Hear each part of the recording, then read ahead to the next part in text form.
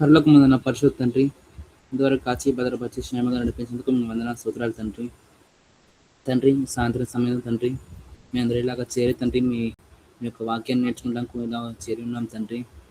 తండ్రి ఇప్పుడు మేము నేర్చుకుపోయే వాక్యం తండ్రి మా హృదయాలతో విని తండ్రి అది మా హృదయాల్లో ఉంచుకోవడానికి సహాయం తెచ్చమని అడుగుతున్నాం తండ్రి. తండ్రి వినే వాక్యం తండ్రి ఎల్లప్పుడూ తండ్రి మా మనసులో పెట్టుకోవడానికి సహాయం దయచేయమని అడుగుతుంది తండ్రి. జ్ఞాపకం దయచేయండి తండ్రి. అలాగే తండ్రి మేము నేర్చుకున్న వాక్యం తండ్రి ఇతరులకి చెప్పడానికి మాకు సహాయం దయచేయండి తండ్రి. అలాగే తండ్రి ఇంకా ఎవరైతే జాయిన్ అయ్యారో తండ్రి వాళ్ళు కూడా త్వరగా జాయిన్ అవుతానికి వాళ్ళకి సహాయం దయచేయమని అడుగుతున్నాం తండ్రి. తండ్రి క్లాసులు అంటే ఆటంకాలు కలగకుండా తండ్రి గ్రూప్ నుంచి మనం అడుగుచు ప్రభుని యేసుక్రీస్తు రాజనామంలో అడిగేటట్టు ప్రార్థిస్తున్నాం తండ్రి. ఆమేన్. ఆమేన్. ప్రార్థన చేసిన వారికి వందనాలు.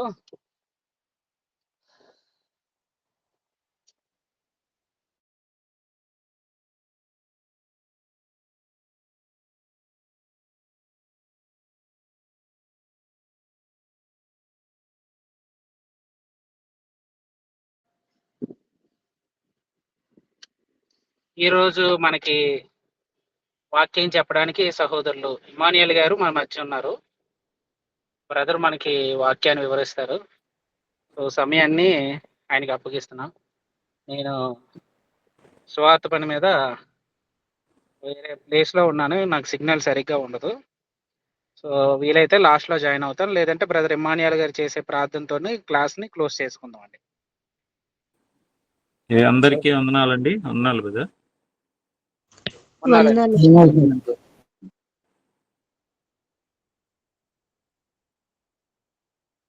ఇంకా ఎవరైనా యాడ్ అవుతారా అంటే వెయిట్ చేద్దామని 5 minutes. అలాగే అండి, అయితే ఇచ్చేద్దాం. అయితే ఈ లోపు ఎవరైనా ఒకరు పాట పాడండి. అదే. నాకు ఇంకా సిగ్నల్ కట్ అవుతుంది అనమాట, ఘాటి దీంట్లో ఉంటున్నా. సో ఎవరైనా ఒకరు పాట పాడిన తర్వాత క్లాస్ స్టార్ట్ చేయండి. మీరే కండక్ట్ చేసుకుంటారు, మీరే నడిపించారు. Okay okay.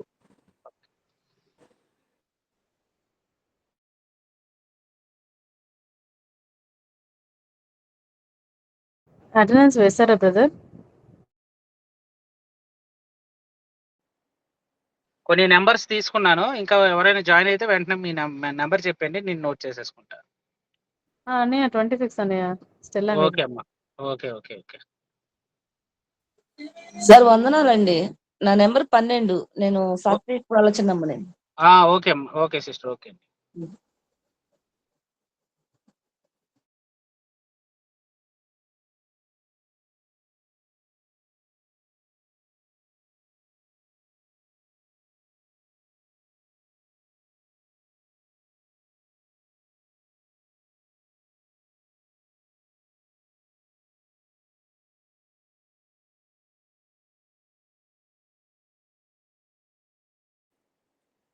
ఎవరైనా పాట పాడతారండి?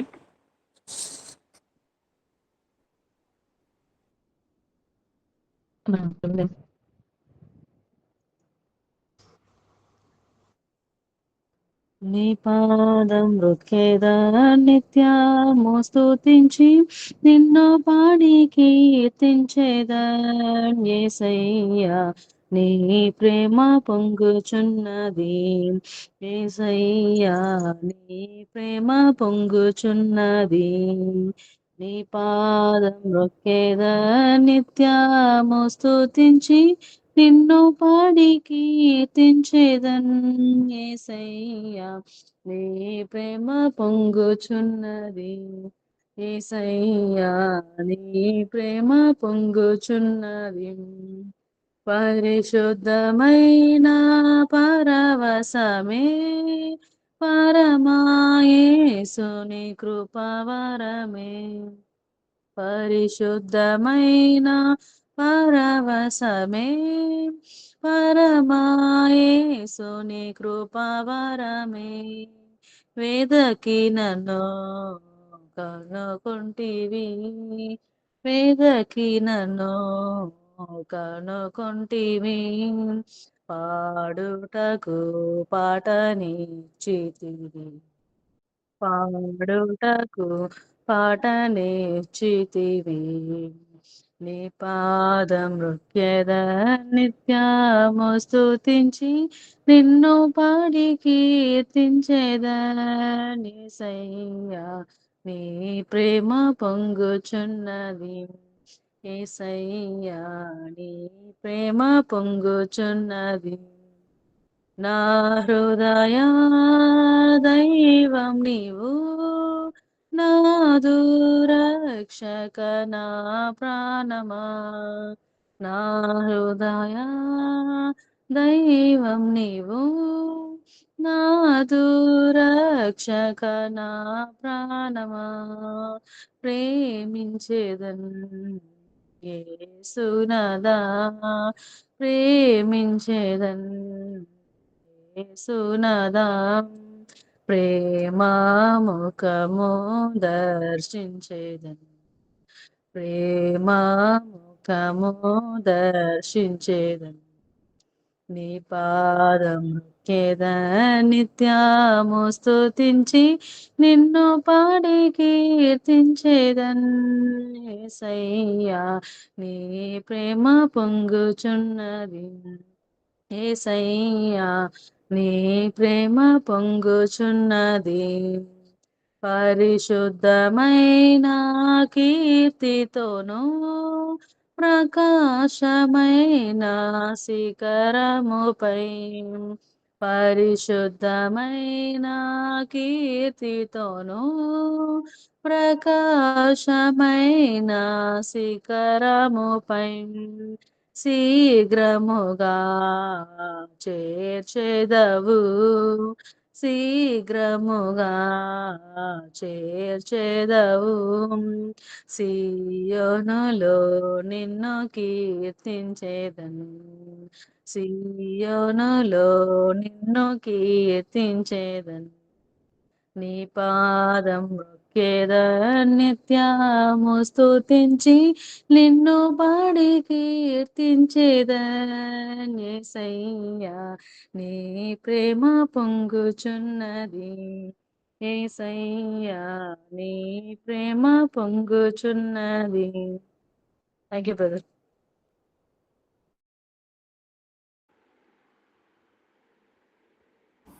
Okay, thank you sister. వందనాలు బ్రదర్. నేను నిర్మల 18. ఓకే సిస్టర్, వందనాలండి. వందనాలు బ్రదర్. నంబర్ 11.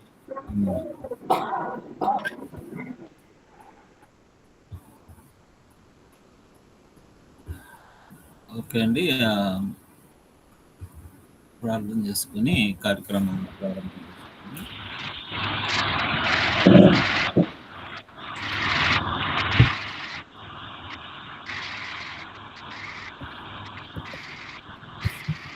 వందనాలు.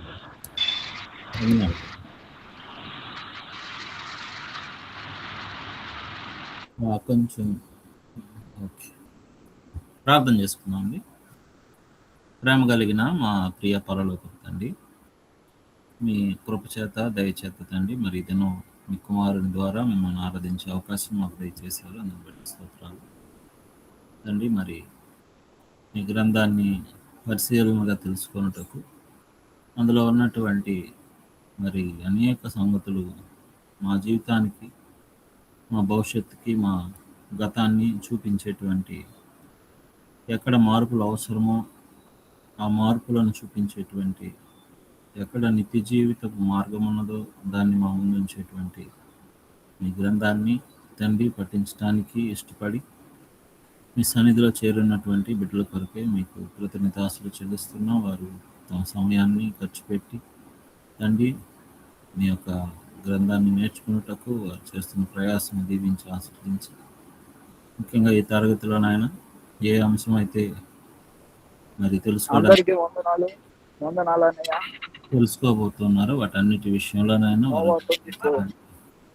మరి తెలుసుకున్నటకు మీ సహాయము కృపను అందించగలరని ఈ సమయం ముందు వేడుకొంచి ఈ తరగతిని దీవించి ఆశీర్వదించమని, ముఖ్యంగా ఈ తరగతులను నిర్వహిస్తున్నటువంటి మరి మా సహోదరుడు సురేష్ గారిని బట్టి, ఆయనతో ఉన్నటువంటి సంఘాన్ని బట్టి, ఆయన పరిచర్యను బట్టి, కుటుంబాన్ని బట్టి మీ సన్నిధానంలో తండ్రి వేడుకుంటూ మా ప్రభువును మా రక్షణనాథుడైన క్రీస్తు నామములో ప్రార్థన అడిగి వేడుకొంచున్నాం తండ్రి, ఆమేన్. ఆమేన్. ఆమేన్.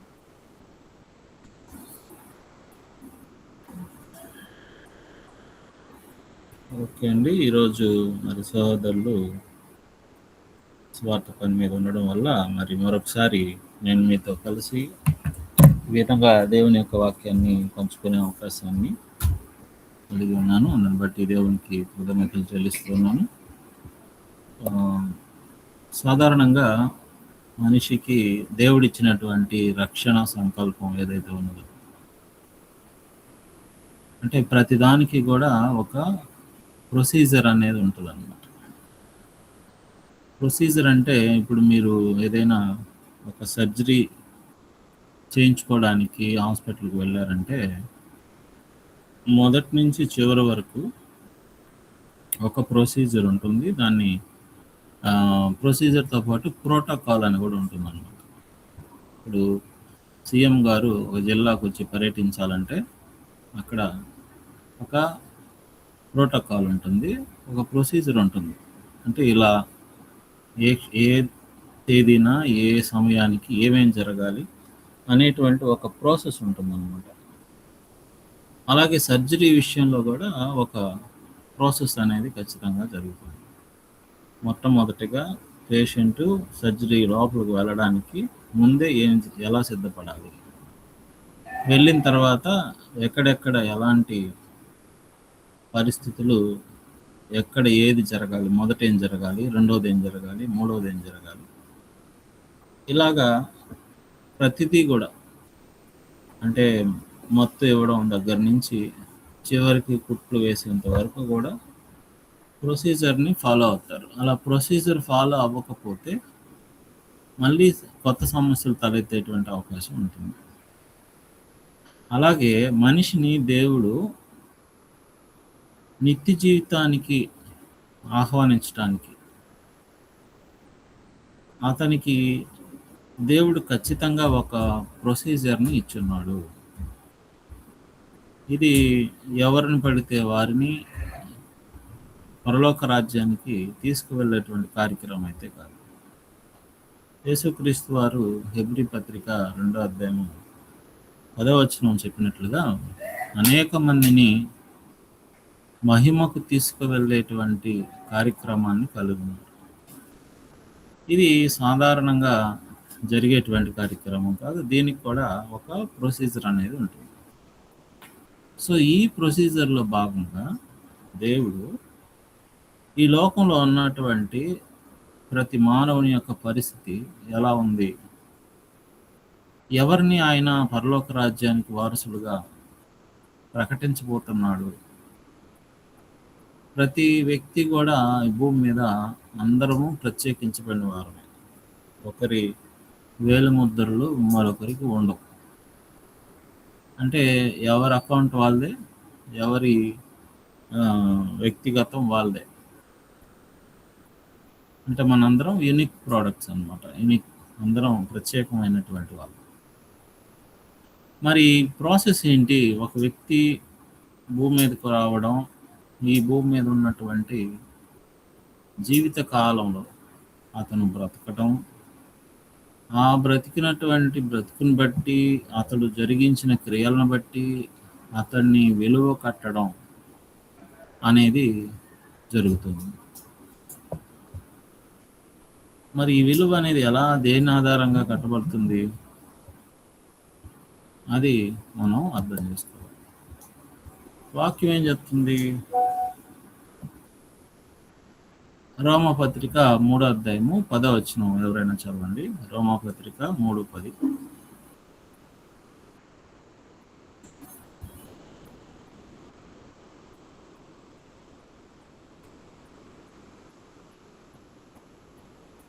ఇందును గురించి వ్రాయబడగా నీతిమంతుడు లేడు, ఒక్కడునూ లేడు. చదువు నకల్. చాలు. సో దీన్ని బట్టి ఏం జరుగుతుంది అంటే, భూమి మీద ఎవరున్నారు తీసుకెళ్ళడానికి అంటే ఎవరు లేరు. నీతిమంతుడు లేడు, ఒక్కడు కూడా లేడు. 3:23 చూడండి. 3:23లో పెద్ద స్టేట్మెంట్ ఇచ్చారు. అందరూ పాపం చేసి దేవుడు అనుగ్రహించి మహిమను పొందలేకపోతున్నారు. అందరూ పాపం చేసి దేవుడు అనుగ్రహించే మహిమను పొందలేకపోతున్నారు. ఎవరు లేరు, అలాగే అందరూ పాపం చేస్తారు. మరి పాపులకు దేవుడు పరలోక రాజ్యం ముందు చోటు ఇవ్వగలడా అంటే ఆయన తన స్వభావానికి వ్యతిరేకంగా ప్రవర్తించలేడు, పాపులతో సహవాసము చేయలేదు. మరి ఎలా పరిస్థితి, ఏం చేయాలి దీనికోసం? దేవుడు ఎలాంటి చర్యలు, ఒక భూమి మీదకి వచ్చి మంచి చెడ్డలను ఎరిగినటువంటి వారై మంచిని ఎన్నుకోలేక ప్రతి మానవుడు చెడు వైపు మొగ్గుతూ తన యొక్క జీవితాన్ని అనగా అవసరాలు కోరికలు కలిగిన వాడి అవసరాలని కోరికల్ని తీర్చుకునేటువంటి మార్గాల్ని తప్పినటువంటి వాడి, తద్వారా దేవునికి అతనికి ఉన్నటువంటి సంబంధాన్ని తెంచుకున్నటువంటి పరిస్థితి ప్రతి మానవుడికి సంభవిస్తుంది. ప్రతి మనిషికి ఇది సంభవిస్తుంది. దేవుడు నరులను యథార్థవంతులుగా పుట్టించును, అయితే వారు వివిధమైన తంత్రములను కల్పించుకుని ఉన్నారు. కాబట్టి ప్రాబ్లం ఎక్కడి నుంచి రేజ్ అవుతుంది అది మనం ఆలోచించాలి. పుట్టుకలో లేదు, పుట్టిన బిడ్డ వెంటనే తన ప్రవర్తనలో అనేక విధాలైనటువంటి చెడు స్వభావాల్ని కనపరిచే పరిస్థితి అయితే లేదు. ఒక వ్యక్తి ఏ వయసు నుంచి పాపం చేయగలడు చెప్తారండి ఎవరైనా? యవ్వన వయసు. జనరల్గా యవ్వనంలో స్టార్ట్ అవ్వచ్చు.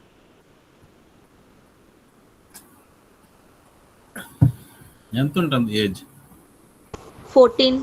టీనేజ్ 13, 14. ఓకే, 13, 14 టీనేజ్లో నుంచే. ఇక్కడ మనం ఎందుకని టీనేజ్ నుంచి అని చెప్తున్నాం? టీనేజ్లో పాపం చేసే అవకాశం ఉందని ఎందుకు చెప్తున్నాం? అంతకుముందు 13 వయసు వరకు అంటే మనకు మాటలు వచ్చేది ఎప్పటి నుంచి? సాధారణంగా 3 ఇయర్స్లో నడవగలగాలి, మాట్లాడగలగాలి. ఓకే, 4 ఇయర్స్ అనుకున్నాం. 3 ఇయర్స్కి స్కూల్లో వేసేస్తున్నారు ఇప్పట్లో. మరి 3 ఇయర్స్ నుంచి 13 ఇయర్స్ లోపు ఎవరు కూడా పాపాన్ని ఎన్నుకోవటం లేదా?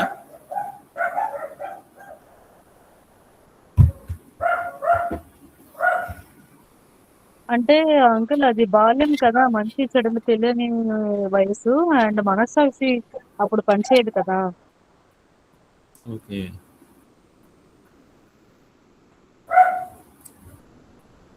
మనస్సాక్షి పని చేయదు అంటే ఓకే. ఇప్పుడు ఇంకొక ఆలోచన చేద్దాం దీంట్లోనే.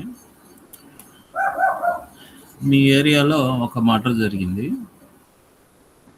మర్డర్ చేసిన అబ్బాయి 14 ఇయర్స్. ఈ అబ్బాయిని కోర్టు ఆ అబ్బాయికి ఎలాంటి శిక్ష విధిస్తారు?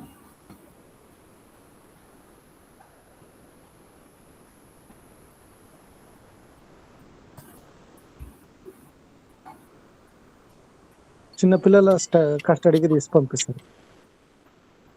శిక్ష వేస్తారండి? శిక్ష ఉంటది కానీ పెద్దవాళ్ళకి వేసేటువంటి నేరం వాళ్ళ మీద ఉండదు కదా సార్. ఓకే, ఎందుకని ఉండదు అట్లాగూ? ఓకే, అంటే బిలో 16, 18 కాబట్టి ఏ ఏజ్ నుంచి పరిగణిస్తారు? పూర్తి 18. 18 ఇయర్ వచ్చిందంటే 18+కి మ్యారేజ్కి అనుమతిస్తున్నారు. ఇప్పుడు తాను చేసిన పనికి తాను రెస్పాన్సిబిలిటీ తీసుకోవలసినటువంటి పరిస్థితి 18వ సంవత్సరం నుంచి వస్తుంది.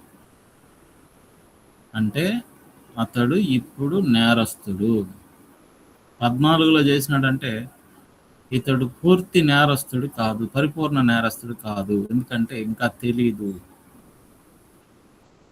అంటే మనుష్యుడు తాను చేస్తున్నటువంటి పని మీద బాధ్యత ఎప్పటి నుంచి ప్రారంభమవుతుంది అంటే మీరు చెప్పిన 13 ఇయర్స్ ఖచ్చితమే, కానీ చట్టం అయితే 18 ఇయర్స్ నుంచి తీసుకుంటుంది. సో మనకి ఇక్కడ ఏమర్థమవుతుంది అంటే 4వ వయసులో ఉండే పిల్లలు అబద్ధాలు చెప్పకుండా ఉంటారు అనుకోవడానికి లేదు. ప్రస్తుతం ఉన్న జనరేషను దీన్ని బెటా జనరేషన్ అంటారు. ప్రస్తుతం పుట్టే పిల్లలు చాలా ఫాస్ట్గా ఉన్నారు. కంప్యూటర్ ప్రాసెసింగ్ ఎలా ఉంటుందో అలాగా ప్రోగ్రామింగ్ లాగా ఉన్నారనమాట పిల్లలు. చిన్న చిన్న విషయాలు కూడా తెలిసేసుకుంటున్నారు. దాన్ని బట్టి రియాక్షన్స్ వస్తున్నాయి, ఎమోషన్స్ వస్తున్నాయి, థాట్స్ ఉన్నాయి అన్నమాట పిల్లలు. మరి చిన్న చిన్న అబద్ధాలు చెప్పకుండా ఉంటారా అంటే చెప్తున్నారు. బూతులు మాట్లాడకుండా ఉన్నారంటే ఎందుకు మాట్లాడుకోలేదు? సో కానీ మనం పరిగణించటం లేదు పాపులుగా. కారణం ఏంటంటే వారు చేసే పని మీద బాధ్యత తీసుకునే పరిస్థితిలో లేరు. రెండవది, మంచి చెడ్డలు పూర్తి స్థాయిలో వాళ్ళకి తెలియదు. కానీ ఎవరైతే యవ్వన ప్రాయంలో ప్రవేశించారో వారందరూ బాధ్యత కలిగి ఉన్నారు. బాధ్యత తీసుకోవాల్సిన వయసులో వచ్చి ఉన్నారు. అది అర్థం. కాబట్టి ఎవరైతే బాధ్యత తీసుకునే వయసులోకి వచ్చి ఉన్నారో వాళ్ళు ఖచ్చితంగా వీళ్ళు పాపులు అని అంటే ఖచ్చితంగా పాపం చేసే ఉంటారు. దేవుడు చెప్పింది అదే, అందరూ పాపం చేసి దేవుడు అనుగ్రహించి మహిమను పొందలేకపోతున్నారు. ఎవరిని ఉద్దేశించి మాట్లాడుతుంది గ్రంథం అంటే పసిబిడ్డల గురించి కాదు, అలాగే మంచి చెడ్డలు పూర్తి స్థాయిలో తెలియనటువంటి వారి గురించి మాట్లాడటం లేదు, తెలిసిన వాళ్ళ గురించి మాట్లాడుతుంది గ్రంథం. మరి పాపం చేశారు అని అంటే అర్థం ఏంటి? ఎలా జరుగుతుంది ఇది ప్రాసెస్? ఈ ప్రాసెస్ ఎలా జరుగుతుంది అనేది ఒకసారి మనం యాకోబు గారి పత్రిక 1వ అధ్యాయము 14వ వచనం చూడండి ఎవరైనా. యాకోబు పత్రిక 1వ అధ్యాయము 14వ వచనం.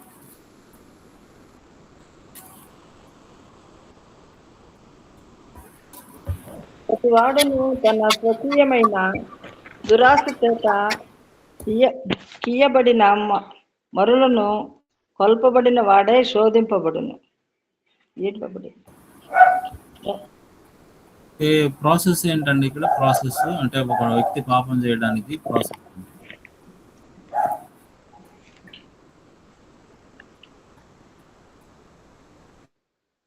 స్వకీయమైన దురాశ. ఓకే, తన సొంత, అదే కదా, స్వకీయమైన తన ఓన్. అంటే ప్రతి మనుషుడు కూడా, సిస్టర్ మీట్లో పెట్టింది, ప్రతి మనుషుడు కూడా తన స్వంత దురాశ చేత. అంటే దురాశ అంటే ఏంటి ఇక్కడ? దురాశ అంటే మీరు దాన్ని ఇంగ్లీష్ బైబిల్ ఉందండి ఎవరైనా ఇంగ్లీష్లో చదువుతారా?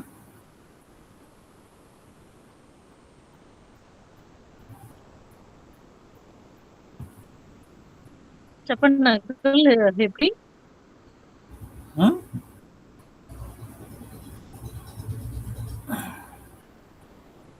1:14 జేమ్స్. ఒకసారి ఇంగ్లీష్.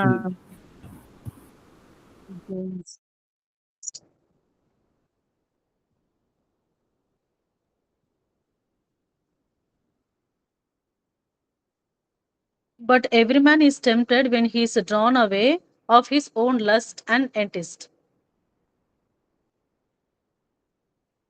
Own lust అని ఉంది అంకుల్. ఓకే, తన స్వకీయమైన దురాశ. లస్ట్ అనేది దీన్ని మనం ఎలా అర్థం చేసుకోవచ్చు అంటే దీనికి ఫుల్ స్టాప్ అనేది ఉండదు. ఏ కోరిక పుట్టిందంటే దానికి ఫుల్ స్టాప్ అనేది ఉండదు అనమాట. అంటే నేను ఇక మీదట తృప్తి పొందాను అనే దానికి లేదు. దానికి ఇంకా ఫీడ్ చేస్తూనే ఉండాలి. ఎంతైనా తీసుకుంటాను అంటది అనమాట ఆ కోరిక. ఇప్పుడు దురాశ అంటే మీరు ఇంకా గ్రీక్ పదాల్లోకి వెళ్ళినారంటే అక్కడ వచ్చే ఒక అర్థం ఏంటంటే ఇప్పుడు మీరు ట్రాఫిక్లో బ్యారికేడ్స్ వేస్తుంటారు. ఆ బ్యారికేడ్స్ అనే పదం అక్కడ ఉందన్నమాట. అంటే ఇది నిషేధించబడింది, ఇలా వెళ్ళడం నిషేధం అని ఉంటుంది కదా, దీన్ని తాకడం నిషేధం, ఇక్కడ ప్రవేశం నిషేధం. సో అలాంటి పదంతో అక్కడ వాడడం జరిగిందన్నమాట. దురాశ అంటే ఇది నిషిద్ధం, ఇలా కోరుకోవడం నిషిద్ధం, దీన్ని చేయడం నిషిద్ధం. ఏదైతే నిషిద్ధమై ఉన్నదో ఆ దారిని నేను ఇప్పుడు నా కోరికని, నా అవసరాన్ని తీర్చుకుంటాను అనుకోవడం.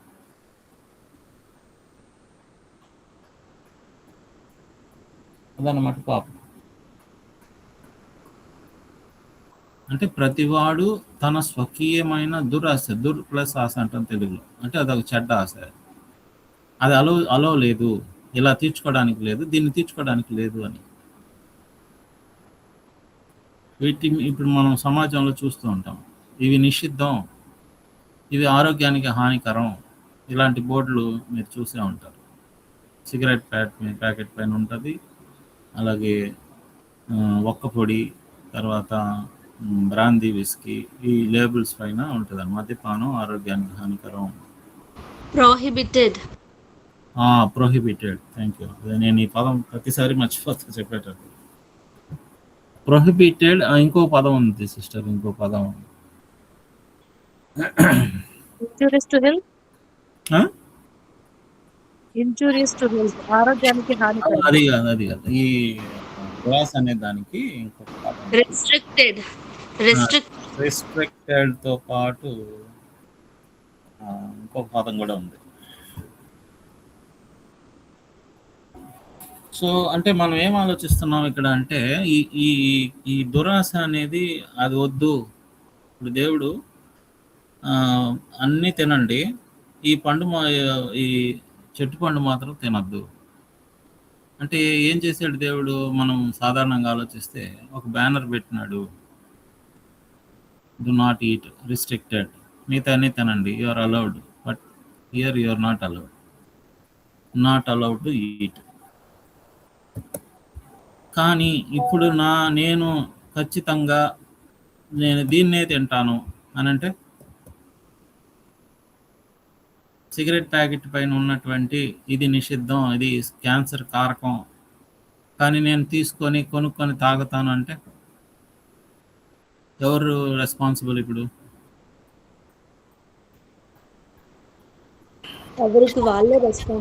ఎవరికి వాళ్ళే రెస్పాన్సిబుల్ అవుతారు. సో ఇప్పుడు అవ్వ ఆదాం విషయంలో ఓకే, ఆదాం ఏం ఆన్సర్ ఇచ్చినాడు అని అంటే, ఇదిగో నీవు నాకు ఇచ్చినటువంటి ఈ స్త్రీయే నాకు కొన్ని ఇవ్వగా నేను తిన్నాను అంటే తాను జస్టిఫై చేసుకొని చెప్పాడు అనమాట. ఆ జస్టిఫికేషన్ అది ఈ కోర్టులో అయినా అది చెల్లదు, దేవుడు కొట్టిపడేశాడు. ఎందుకంటే అప్పీల్ సరిగా లేదు, చేశాడు తప్పు. సరే అవ్వను అడిగితే ఆవిడేం చెప్పింది? సాతాను నన్ను మోసం చేయడం వల్ల సర్పం నన్ను మోసం చేసింది కాబట్టి నేను తినాల్సి వచ్చింది. అయ్యో ఓకే, ఇప్పుడు ఆదాం ప్రకారం అవ్వను శిక్షించాలి, అవ్వ ప్రకారం ఎవరిని శిక్షించాలి?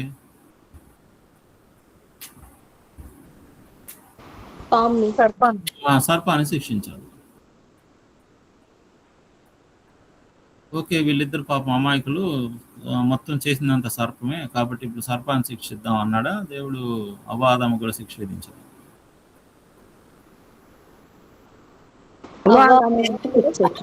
ఆదాము కూడా శిక్ష విధించాడు. కారణం దే ఆర్ రెస్పాన్సిబుల్. ఆజ్ఞ అర్థం అవ్వనంత వరకు పర్వాలేదు, ఎప్పుడైతే ఆజ్ఞ అర్థమైందో దాన్ని చేయకపోతే, ఆజ్ఞను మీరితే ఖచ్చితంగా అది పాపం కింద ఎంచబడేటువంటి పరిస్థితి. సో ఈరోజు మనుషులు ఎన్ని విషయాలను నిషేధించబడినటువంటి, ప్రొహిబిట్ చేయబడినటువంటి, రిస్ట్రిక్ట్ చేయబడినటువంటి ఎన్ని క్రియలను మనుషులు ఎన్నుకుంటున్నారు తమ కోరికలు తీర్చుకోవడానికి, తమ అవసరాలు తీర్చుకోవడానికి. సో అదనమాట దేవుడు చూస్తున్నటువంటి విషయం. సో పసిపిల్లలు ఏం కాదు, మళ్ళీ చిన్నపిల్లలు అయితే ఓకే, పర్వాలేదు, దే ఆర్ లర్నింగ్, నేర్చుకుంటారు, తెలుసుకుంటారు. కానీ మంచి ఏదో చెడేదో వివేచించే జ్ఞానం వచ్చిన తర్వాత నేను చెడుని ఎన్నుకుంటాను అని అంటే you are the responsible person. ఇక్కడ నిషిద్ధం ఇటువైపు వెళితే క్రూర జంతువులు ఉంటాయని అడవుల్లో మనం అటుగా వెళ్ళేటప్పుడు చూస్తూ ఉంటాం. నో నేను ఐ విల్ గో అని అంటే హూ ఇస్ ద రెస్పాన్సిబుల్?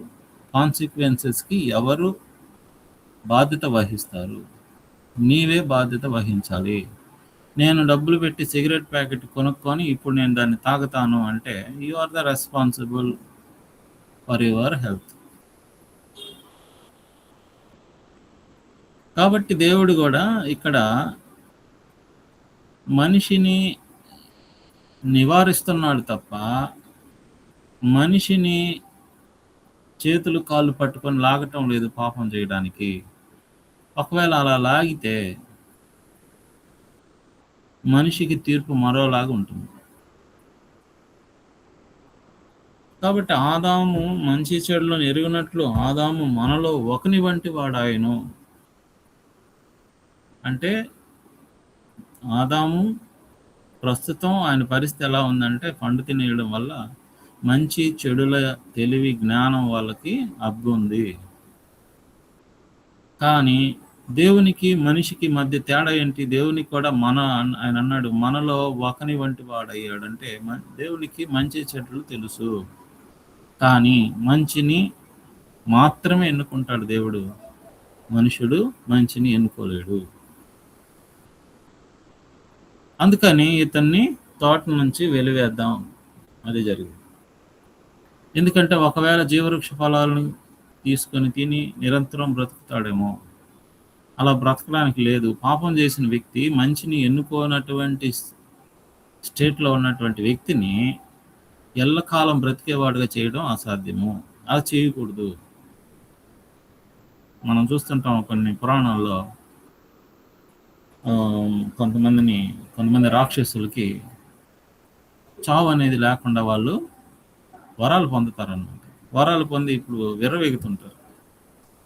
మాకు తిరుగులేదు, మేము ఏదైనా చేస్తాం. ఎందుకంటే చావు లేదు కాబట్టి. చావు లేకుండా ఉండే ఒక పరిస్థితి ఒక పాపికి ఇస్తే ఏం జరుగుతుంది? అందుకని దేవుడు ఆదామును అవ్వను తోట నుంచి గెంటి వేసి ఎరువులను అడ్డుపెట్టినట్టుగా మనం చూస్తాం అన్నమాట. సో ప్రతివాడు తన స్వకీయమైన దురాశ చేత ఏడవబడి మరులు కలుపబడిన వాడి శోధించబడతాడు. శోధించబడడం అంటే ఇది ఒక ఆరాటం, ఒక పోరాటం.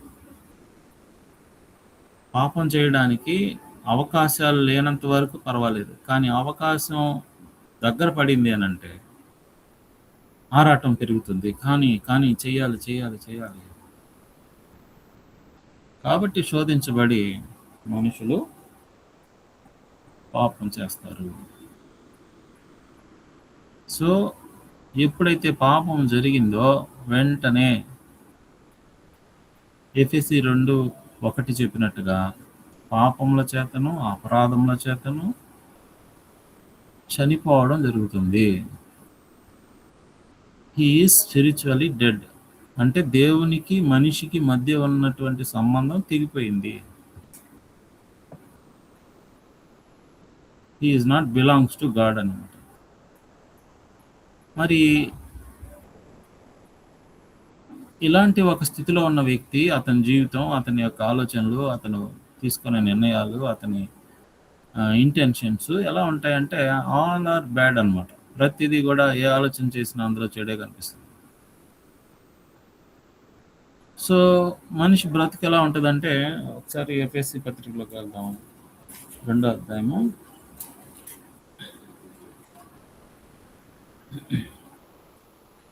2వ వచనంలో, మీరు వాటిని చేయుచు వాయుమండల సంబంధమైన అధిపతిని అనగా విధేయులైన వారిని ఇప్పుడు ప్రేరేపించే శక్తికి అధిపతిని అనుసరించి ఈ ప్రపంచ ధర్మము చొప్పున మునుపు నడుచుకుంటుంది.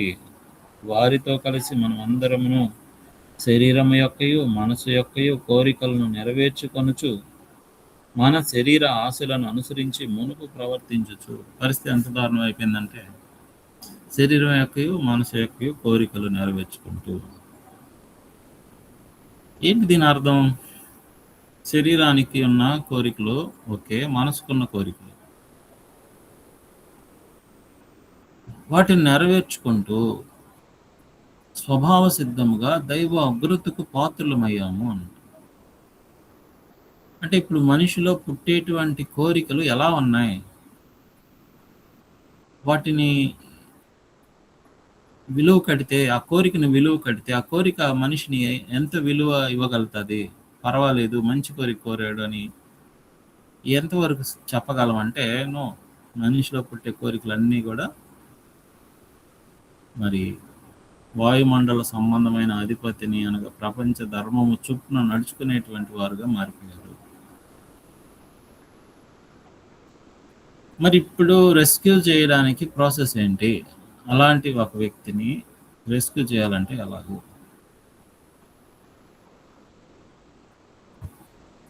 సో అదనమాట ఇక్కడ మనం చూస్తున్నటువంటి ఈరోజు మన పాఠం.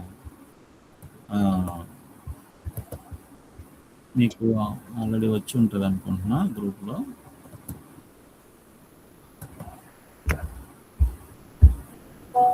మారు మనసు మరియు ఒప్పుకోలు ఒక పాఠము, ఇంకొక పాఠం వచ్చి బాప్తిసం. సో ఇక్కడ ఒక ప్రాసెస్ని దేవుడు మనిషికి అందించాడు. దేనికి? పాపం నుంచి బయటపడేదానికి, అలాగే దేవునికి దగ్గర అవడానికి. దేవుడు ఇచ్చినటువంటి మన స్వరూపము, పోలిక ఎప్పుడో యవ్వన ప్రాయంలోనే తుడిచిపెట్టుకుపోయినాయి. మన స్వభావాలు లేవు. మన అంటే దేవుడిచ్చిన స్వభావం కోల్పోయాము. లోకంలో ఉండడం వల్ల లోకంలో ఉన్నటువంటి స్వభావాల్ని ధరించుకునేసాము. ఇప్పుడు వాటిని పోగొట్టుకోవడానికి దేవుడు అక్కడి నుంచి ఒక అవకాశం ఇస్తాడు. మరి దీని అంతటికీ కూడా దేవుడు ఒక ప్రాసెస్ పెట్టాడు. ఏంటి ఆ ప్రాసెస్ అంటే, ఒక వ్యక్తి వినాలి, సువార్తని వినాలి.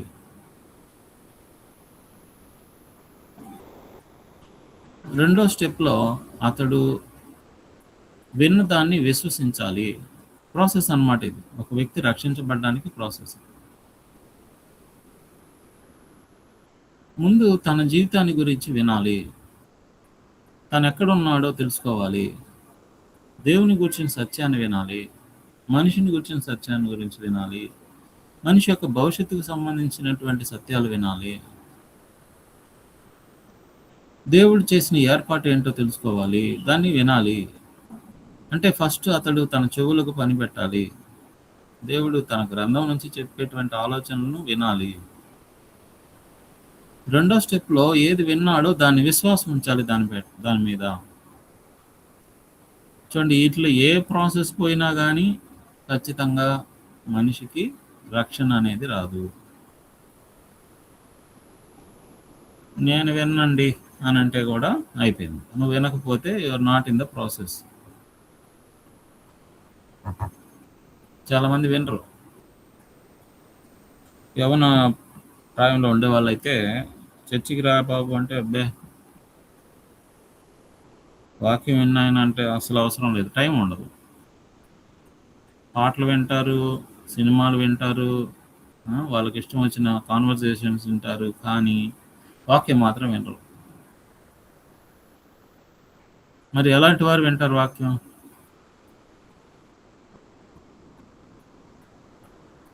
ఎవరికి అవసరం అనుకుంటారో అప్పుడు వింటారు పాట, దేవుని యొక్క వాక్యాలు. యవన ప్రాయంలో అసలు బిజీ అన్నమాట, టైమే ఉండదు. చాలామంది తల్లిదండ్రులు పిల్లలకి వాక్యం వినేదానికి కూడా సమయాన్ని ఇవ్వరు.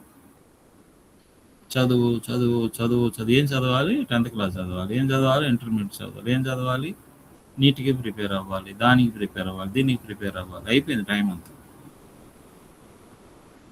ఎప్పుడు అనుకుంటారు తల్లిదండ్రులు వాక్యం వినిపించాలి పెట్టుకని అంటే వాళ్ళ స్నేహాలు చెడ్డవైపోయి పెద్ద పెద్ద సమస్యలు ఇరుక్కొని ఇంకా నాశనం అయిపోతాడు మా వాడు అన్నప్పుడు అప్పుడు తీసుకొస్తారనమాట. రారా చర్చికి విను, దేవుని మాటలు విను, అట్టా ఇట్టా. అప్పుడు రిస్ట్రిక్షన్స్ పెరుగుతాయి. అంటే తల్లిదండ్రుల పరిస్థితి అలాగే ఉంది, యవనస్తుల పరిస్థితి అలాగే ఉంది. కానీ ప్రాసెస్ అయితే ఇదే, వినాల్సిందే. ఏం చెప్తుంది గ్రంథం నా గురించి అని వినాల్సిందే. ఎక్కడుంది ప్రాబ్లం వినాల్సిందే. ఆ ప్రాబ్లం సొల్యూషన్ ఏంటి వినాల్సిందే. సో ఆత్మ విషయమై దీనులైన వారు ధన్యులు అన్నాడు ప్రభు, మత్తయి సువార్త 5:3. మనం దీనిలో అవ్వకపోతే వినం. దేని గురించి దీనిలో అవ్వాలి? మన ఆత్మ సంబంధమైనటువంటి జీవితంలో ఉన్నటువంటి లోపాలని సరిచేసుకునే ఒక దీనత్వాన్ని మనం పొందితేనే వినగలం, లేకపోతే వినం. వాటి గురించి ఎవరికి కావాలి ఇప్పుడు? ఎవరికి అంత అవసరం? గుండెల్లో నొప్పి వస్తుందండి, సైడ్లో చెయ్యి అంత లాగేస్తుందండి అంటే వెంటనే పరుగులు తీస్తారనమాట. ఎక్కడుంది హాస్పిటల్? ముఖ్యంగా హార్ట్కి సంబంధించి ఎక్కడ చూస్తారు? ఎంక్వైరీ చేసుకుని మరీ వెళ్తారు. తలంతా నొప్పిగా ఉందండి, కళ్ళు తిరుగుతున్నాయి, పడిపోతున్నాను అప్పుడప్పుడు అనగానే వెంటనే పరుగులు తీస్తారు. బీపీ చెకప్ చేసుకుంటారు, లేదా డాక్టర్ చెప్తే ఏమని పోయి సిటీ స్కాన్ తీసుకునిరా, ఎంఆర్ఐ తీసుకోరా అన్నాడంటే వెంటనే పరుగులు తీస్తారు. కడుపు నొప్పి వచ్చింది, వెంటనే స్కానింగ్ తీసుకోవాలి, వెళ్ళండి స్కానింగ్ తీసుకోవాలి, వెళ్తున్నాం స్కానింగ్ తెచ్చేసుకుని ఏం చేయమంటారు డాక్టర్ గారు, ఏం చేయాలి అడుగుతారు, డాక్టర్ని గుంజుతారు, మాకు ఎలాగైనా సహాయం చేయండి. ఓకే, శరీరానికి రోగం వస్తే మాత్రం పరుగులు తీస్తున్నారు, మరి ఆత్మలో ప్రాబ్లమ్స్ ఏం లేవా?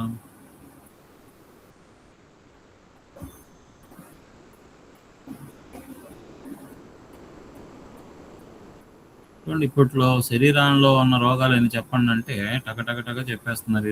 30 years అబోవ్ వాళ్ళు కూడా, నాకు తెలిసి 20s ఉండే వాళ్ళకి కూడా ప్రాబ్లమ్స్ వచ్చేస్తున్నాయి. గ్యాస్ట్రిక్ ట్రబుల్ అని, కంటి చూపు మందగించటము, వీక్నెస్, జనరల్ వీక్నెస్, ఇలాంటి ప్రాబ్లమ్స్ ఉన్నాయి. 30 అబోవ్ అంటే ఇంకా లిస్ట్ వచ్చేస్తుంది. ఒక 40, 50+ అంటే ఇంకొంచెం పెద్ద లిస్ట్ పెరిగిపోతుంది. చెప్తున్నారు, దే ఆర్ ఐడెంటిఫైయింగ్ అనమాట. బీపీ ఉంది, షుగర్ ఉంది, థైరాయిడ్ ఉంది, హార్ట్ ప్రాబ్లం ఉంది. ఓకే, ఇది ప్రాబ్లం. ఓకే, అసలు ప్రాబ్లమ్స్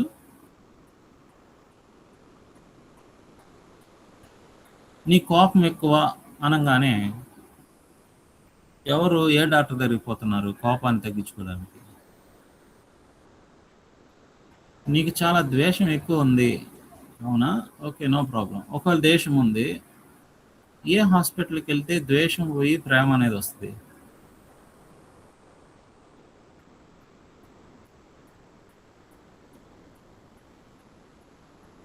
లేవు, హాస్పిటల్స్ లేవు. దానికి హాస్పిటల్స్ ఉండేది బాడీకి మాత్రమే. మరి ప్రాబ్లం లోపల లేదా? బయటేనా ప్రాబ్లం? శరీరానికైనా? లోపల గుణాలకి, స్వభావాలకి ఎంత పెద్ద తూట్లు పడి ఉన్నాయి, లోపల ఎన్ని గాయాలు అయి ఉన్నాయి.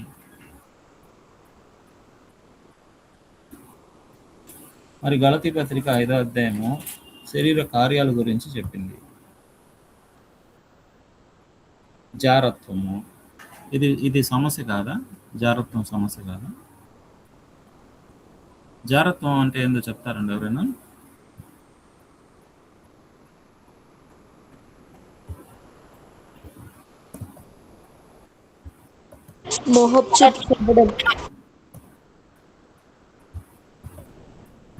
జారత్వము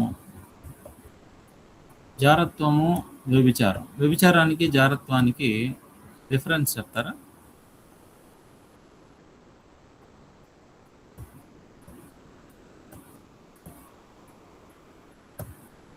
అంటే రెండు సిమిలర్ కదండి.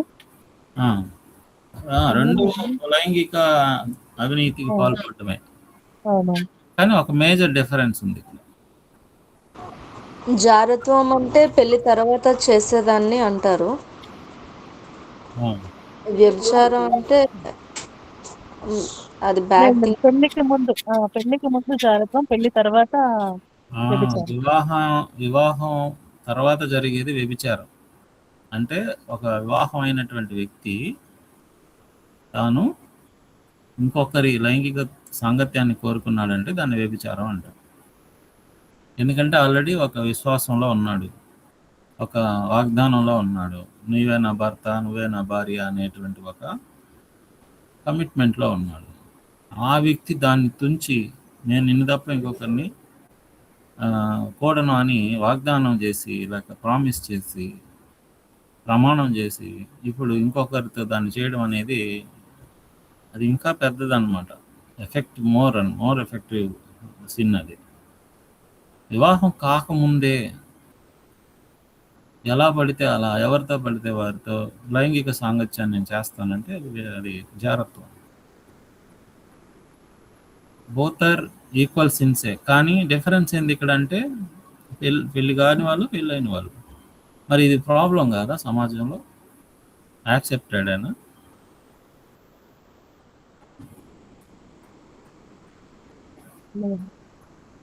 మరి ఈ ప్రాబ్లంకి ఎవరు ఎక్కడ సొల్యూషన్ ఇస్తున్నారు? అపవిత్రత, కాముకత్వం, విగ్రహారాధన, అభిచారం అన్నాడు, ద్వేషం అన్నాడు. ఇవన్నీ బ్రాడ్ మీనింగ్ ఉండేవి, కానీ ద్వేషం అనేది తెలుసు మనకు, హేట్నెస్. మరి ఇది ప్రాబ్లం కాదా? ఇది ఒక అనారోగ్యం కాదా? ఇది ఒక జబ్బు కాదా? కలహము, మత్సరము, ఇది ఒక జబ్బు కాదా? ఎప్పుడు గొడవలు పెట్టుకుంటూ ఉండడం, క్రోధము, కక్షలు, భేదాలు, విమతాలు, అసూయలు, ఇవి ప్రాబ్లమ్స్ కదా? అంటే అనారోగ్యాలు కదా, లోపల ఏర్పడిన అనారోగ్యాలు కదా. మరి వీటికి ఎక్కడుంది టాబ్లెట్? తలనొప్పి వస్తే వెళ్తున్నాం మందుల షాప్లో వెళ్ళి సింపుల్గా టాబ్లెట్ తెచ్చుకుంటున్నాం, కానీ మత్సరానికి ఎలా పోతుంది మత్సరం? అసలు మత్సరం ఉందని దాని గురించి బాధపడి అది తగ్గించుకోవడానికి ఎవరు వెళ్తున్నారు బయటికి? ఏ డాక్టర్ ఉన్నాడు ఒకవేళ వెళ్ళినా?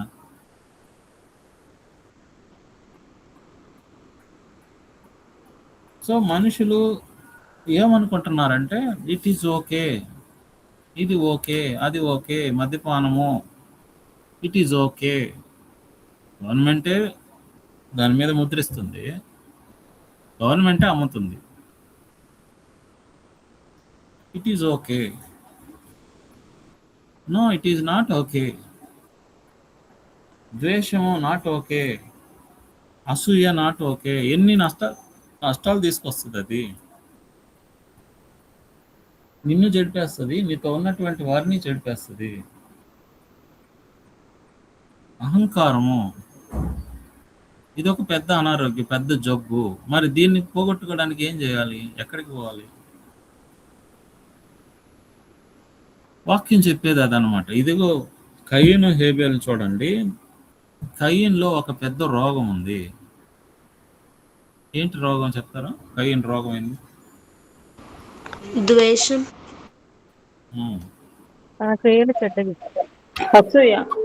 అసూయ, మత్సరం. తాను హెచ్చరించబడ్డాడు మార్చుకోవడానికి, కానీ తాను మార్చుకోవడం అతనికి ఇష్టం లేదు.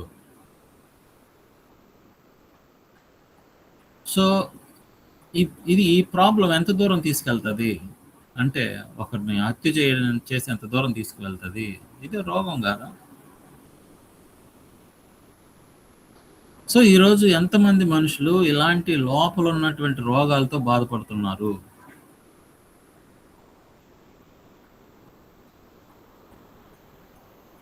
మరి వాళ్ళందరికీ మందు ఏంటి? ఎంతమంది మందు కోసం ఎదురు చూస్తున్నారు? మెడిసిన్ ఎక్కడుందని పాకులాడుతున్నారు. ఎంతమందిని మీరు చూశారు? దీని నుంచి బయటపడాలని అనుకునే వాళ్ళని ఎంతమందిని చూశారు మీరు? ఎవరైనా మీ దృష్టికి వచ్చారండి ఇలాంటి వాళ్ళు? లైఫ్ని చేంజ్ చేసుకోలేను, దిస్ ఈజ్ నాట్ గుడ్ అని అనుకున్న వాళ్ళు ఎవరైనా కనపడ్డారా మీకు? లేదు. నో. ఒకవేళ ఇది సమస్య అని గుర్తిస్తే మాత్రం అప్పుడు పరుగులు తీసేటువంటి అవకాశం ఉంది. అప్పుడు డాక్టర్ గారు ఏం చేయాలో చెప్పండి, నేను పాటిస్తాను చెప్పండి. షుగర్ వచ్చింది, బీపీ వచ్చింది, పరుగులు తీస్తున్నావు, డాక్టర్ గారు చెప్పండి. డాక్టర్ చెప్పారు, ఇదిగో ఈ ఫుడ్ నువ్వు ఈరోజు నుంచి తినకూడదు, స్వీట్స్ నో, చక్కెర నో. ఓ ఇన్ని నోలా? పర్వాలేదండి నేను పాటిస్తాను, ఎందుకంటే అది చాలా పెద్ద ప్రాబ్లం, దాన్ని నేను ఇప్పుడు కంట్రోల్ చేయకపోతే చాలా నా ప్రాణం తీసేస్తుంది. మరి పాపం కూడా మన ప్రాణాన్ని అంటే జీవాన్ని తీసేస్తుంది. సో ఎవరైతే దానికోసం పాకులాడుతున్నారో, నాకు ఇది కావాలి ఇది కావాలి అనుకుంటున్నారో వాళ్ళకనమాట దేవుడు సహాయం చేయగలిగింది. అందరికి చేయడానికి లేదు, అందరికి చేసే అవకాశమే లేదు. దేవుని దగ్గర మనం దేవుడి చేత బాగుపడడానికి మనం అంగీకారం తెలపాలి. హాస్పిటల్లో ఎలాగైతే కన్సెంట్ ఫామ్ అని ఇస్తారు, దాని మీద సంతకం పెడితేనే సర్జరీ చేస్తారు, లేదంటే చేయరు. అలాగా మనం దేవుని చేతికి మన అంగీకారాన్ని తెలపాలి. నన్ను బాగు చేయండి దయచేసి. ఎన్ని కుటుంబాలు భౌతికమైన రోగాలతో కాకుండా ఆత్మ సంబంధమైన రోగాలతో బాధపడుతున్నారు. ఎంతమంది భార్యాభర్తలు లోపల ఉన్నటువంటి గుణాలతో, దుర్గుణాలతో ప్రతిరోజు గొడవలు వేసుకుంటున్నారు, ప్రతిరోజు విడాకులు తీసుకోవడానికి సిద్ధపడుతున్నారు. దానికి కారణం ఎవరు? కారణం నీ లోపల ఉన్నటువంటి ప్రాబ్లం. అవుటర్ ప్రాబ్లమ్స్ కాదు, ఇన్నర్ ప్రాబ్లమ్స్. సో డాక్టర్ రాశాడు మందుల షాప్కి వెళ్ళారు. మందుల షాప్ వాడి దగ్గర నిలబడి, ఒకవేళ చదువు లేదనుకోండి, చదువు లేని వాళ్ళు ఎంత జాగ్రత్త పడతారు తెలుసా? నాయన ఆ కాగితం మీద రాసి బాబు, ఉదయం వాడాలా, మధ్యాహ్నం ఏది వాడాలో, రాత్రి ఏది రాసి రాసి రాసి. ఎంత జాగ్రత్త! భౌతికమైన రోగాన్ని తగ్గించుకోవడానికి ఎంత జాగ్రత్త, మరి లోపల ఉన్నటువంటి రోగాన్ని బాగు చేసుకోవడానికి అంతే జాగ్రత్త అవసరం కదా. సో ఇప్పుడు మనిషి ఏం చేస్తున్నాడు? లోపల రక్షించబడాలంటే, పాపం వల్ల వచ్చేటువంటి ఫలితం నుంచి బయటపడాలంటే ఏం చేయాలి? వాక్యాన్ని వినాలి, సువార్తను వినాలి. రెండోది విశ్వసించాలి. విశ్వసిస్తున్నాం కదా డాక్టర్ చెప్పేది. ఎంతమంది మందులు తీసుకొని ఆ మందుని ల్యాబ్కి పంపించి, ఆ ల్యాబ్లో అవును ఇది తలనొప్పి, బీపీ, థైరాయిడ్ తగ్గించే గుణాలు ఇందులో ఉన్నాయి అని సర్టిఫికేట్ తీసుకొని అప్పుడు వేసుకుంటున్నారు ట్యాబ్లెట్. మీకు ఎవరైనా తెలుసండి అలాంటి వాళ్ళు?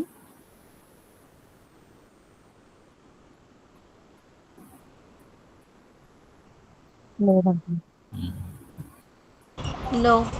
నో.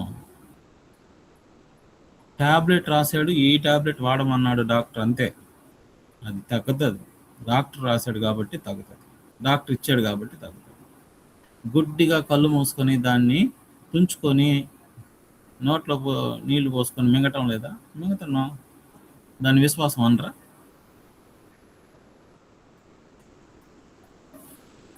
మరి దేవుని వాక్యాన్ని, దేవుడు చెప్పినటువంటి ఒక పెద్ద నష్టాన్ని, ఇది నువ్వు ఇలాగే ఉంటే ఇది పాడైపోతావు, ఇలాగ ఉంటే నరకానికి పోతావు, ఇది చెప్తే ఎన్నో ఉత్త మాటలు, నరకానికి ఎవరు పోయి వచ్చి చూశారు అంటున్నారు.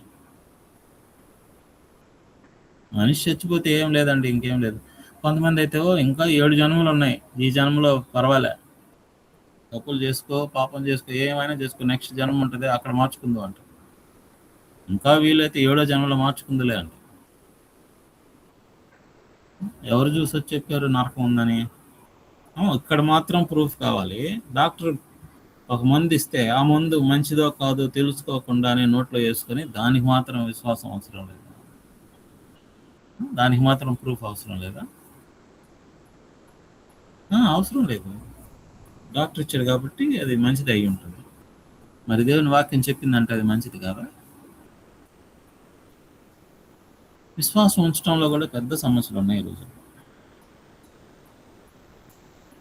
ఓకే, విశ్వాసం ఉంచాం. ఓకే, నా పరిస్థితి బాగాలేదు, నాకు శరీర కార్యాలు అంతా నా జీవితాన్ని చుట్టుముట్టున్నాయి, ప్రాబ్లమ్స్ ఉన్నాయి, ఇన్నర్ ప్రాబ్లమ్స్ ఉన్నాయి. ఓకే, దీన్ని నేను ఎలా మార్చుకోవాలి? ఇప్పుడు దీన్ని మార్చుకోవడానికి దేవుడు యేసుక్రీస్తు వారిని మన ముందు ఉంచుతున్నాడు. ఆయన యందు విశ్వాసం కనుక ఉంచితే నీకు రోగం నయమవుతుంది. Okay, I'm agreed. Okay, next ఏంటి? విన్నాము, విశ్వసించాము, తర్వాత ఏం జరగాలి? 3వ స్టెప్లో మారు మనసు. మారు మనసు పొందాలి. ఏంటి మారు మనసు పొందడం అంటే? మనసు మారి నూతన పరచబడ్డం. ఓకే, ఇంకేమన్నా చెప్తారా మీనింగ్ ఏంటి? ఆ తప్పు ఇంకెప్పుడు చేయకుండా ఉండడం. ఓకే, అంటే ఒక ప్రాక్టికల్ వేలో చెప్తారా ఎవరైనా? మనసు మార్చుకోవడం అంటే ఫర్ ఎగ్జాంపుల్ పౌలు గారిని మనం చెప్పుకోవచ్చు. మొదట క్రీస్తు వారిని అందరిని చంపాలని బయలుదేరాయి. మధ్యలో అది తప్పని తెలుసుకున్నాక మారుమనసు కలిగి ఆయన బ్రతుకుడు క్రీస్తు చావైతే మేలన్నట్టు ఇంకా క్రీస్తు కొరకే చనిపోయారు, బ్రతికారు, సువార్త ప్రకటించారు. సో మారు మనసు అయిన తర్వాత పాతవి ఏ పాటించలేదు. So new life, new journey start చేశారనమాట సువార్తలో.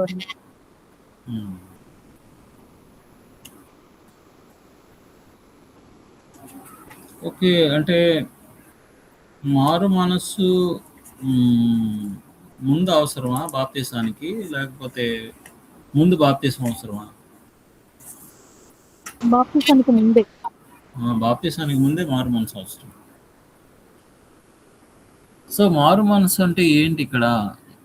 అంటే ఒక వ్యక్తి తాను కలిగి ఉన్న అవసరాలు కావచ్చు, కోరికలు కావచ్చు, వాటిని తీర్చుకోవడానికి కొన్ని మార్గాల్ని ఎన్నుకున్నాడు.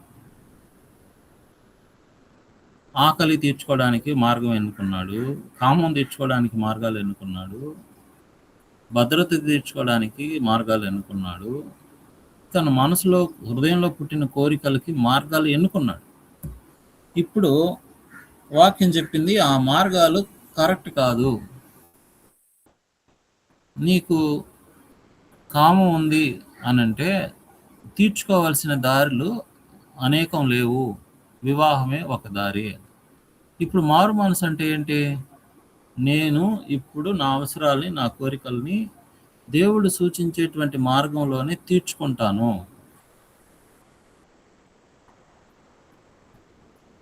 అవద్దు, ఇవే నాకు కావాలి అనుకో.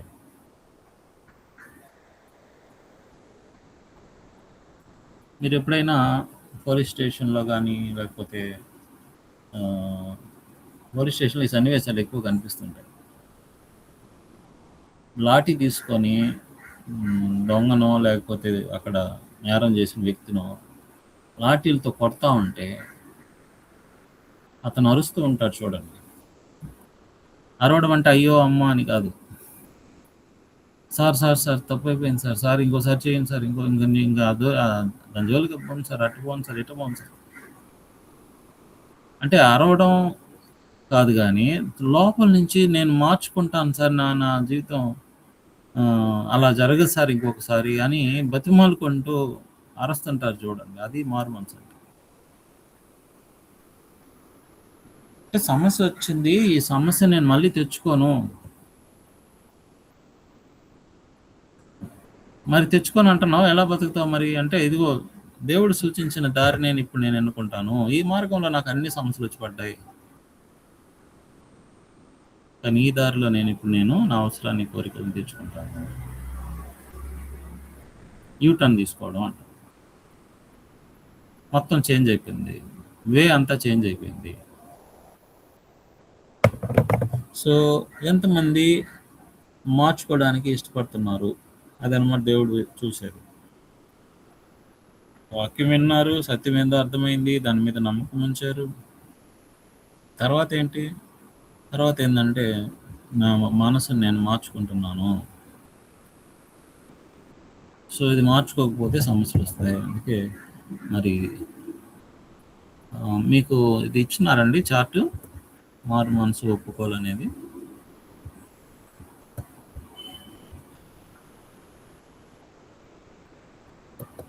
గ్రూప్ లో ఉంది కదా, ఓకే. సో విశ్వాసం ఒక వ్యక్తిని మారు మనసు పొందినట్లు నడిపిస్తుంది. అంటే మీకు ఒక టూకీగా చెప్పేస్తున్నాను, దీన్ని మీరు ఫాలో అవ్వచ్చు. హృదయమును మనసును మార్చుకోవడం, చేసిన తప్పులను గుర్తిరిగి పశ్చాత్తాపం పొంది అలాగ చేయనని నిర్ణయించుకోవడం. సో అది ఎక్కడెక్కడ జరిగింది? అపోస్తల కార్యాలు 2వ అధ్యాయంలో 38వ వచనంలో వాక్యాన్ని విన్నటువంటి వారు, అర్థం చేసుకున్నటువంటి వారు, విశ్వసించినటువంటి వారు, అది అక్కడ అర్థం. హృదయంలో నొచ్చుకున్నారు. అర్థమైతేనే కదా నొచ్చుకుంటారు. విశ్వాసం ఉంచితేనే కదా హృదయంలో ఆ బాధ ఏర్పడింది. అవును, దేవుడు మన మీద ఉగ్రత చూపించబోతున్నాడు. అప్పుడు అడిగారు, ఏం చేయాలి? కడమ అపోస్తలను అడిగారు, ఏం చేయాలండి ఇప్పుడు మేము? అదనమాట రావాలి మనిషిలో, ఆ క్వశ్చన్ రావాలి. ఆ క్వశ్చన్ రాకుండా బాప్తిసం పొందితే మాత్రం ఖచ్చితంగా నష్టపోతారు. ఏం చేయాలి దీనికోసం? ఈ ప్రాబ్లం నుంచి బయటపడడానికి ఏం చేయాలి? సో ఇలాగూ ఎవరైతే ఒప్పుకోవడానికి, ఒకసారి కొరింథీయులకు రాయబడిన 2వ పత్రిక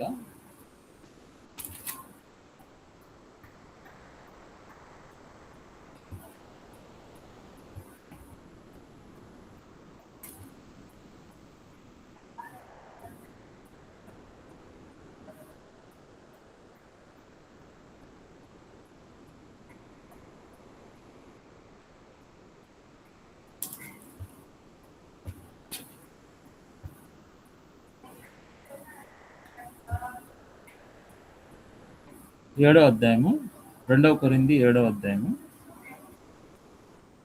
9వ వచనం ఎవరైనా చదవండి. మీరు దుఃఖపడితిరని సంతోషించుట లేదు కానీ మీరు దుఃఖపడి మారు మనసు పొందితిరని ఇప్పుడు సంతోషించుతున్నాను. ఏలయనగా ఏ విషయంలోనైనాను మా వలన మీరు నష్టం పొందుటకై దైవ చిత్తానుసారముగా దుఃఖపడుతుంది. దైవ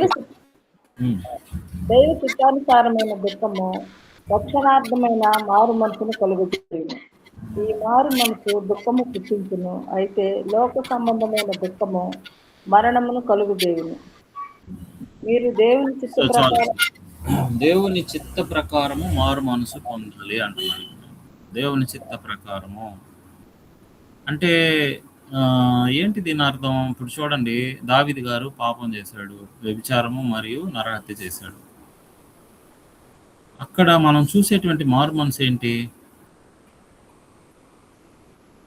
ఒకసారి 51వ కీర్తన తీసుకోండి. ఆయన ఈ సందర్భంగా రాసినటువంటి కీర్తన ఇది. కీర్తనలు 51. ఆయన బాధ ఏంటి ఇక్కడ చెప్పాలి మీరు? దేని గురించి ఏడుస్తున్నాడు ఆయన?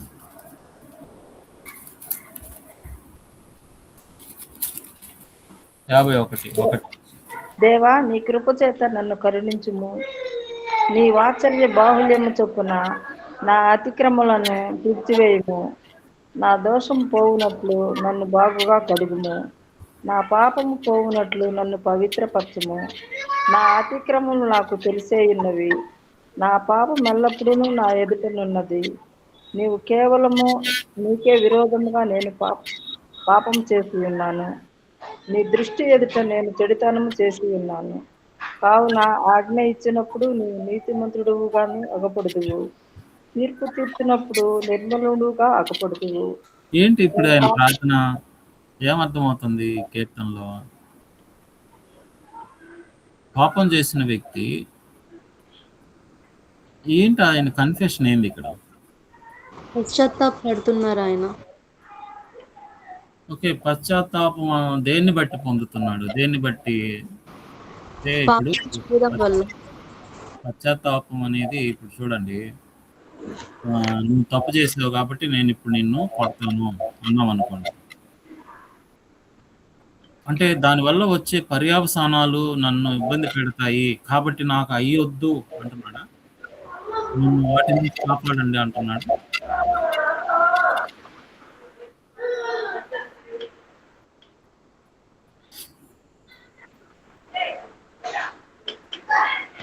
నాలుగో వచనంలో చూడండి. నీకు కేవలము నీకే విరోధముగా నేను పాపం చేసి ఉన్నాను. నీ దృష్టి ఎదుట నేను చెడుతనము చేసి ఉన్నాను. కావున ఆజ్ఞ ఇచ్చినప్పుడు నీవు నీతిమంతుడుగాను అగపడదువు. ఏంటి ఆయన దుఃఖం? దేని గురించి ఆయన దుఃఖం ఉంటుంది? ఓకే, మీరు ఎవరి దగ్గరైనా ఇలాంటి ఒక కన్ఫెషన్ని మీరు చేస్తున్నారా? లేదు ఎవరైనా మీ దగ్గరకు వచ్చి ఇలాగా ఐఎమ్ సారీ, నీకే విరోధంగా నేను పాపం చేశాను, తప్పు చేశాను అని చెప్పుంటే దాని మీనింగ్ ఏంటి? ఏం కోరుకుంటున్నారని అర్థం? పరిశుద్ధులు అవ్వాలని.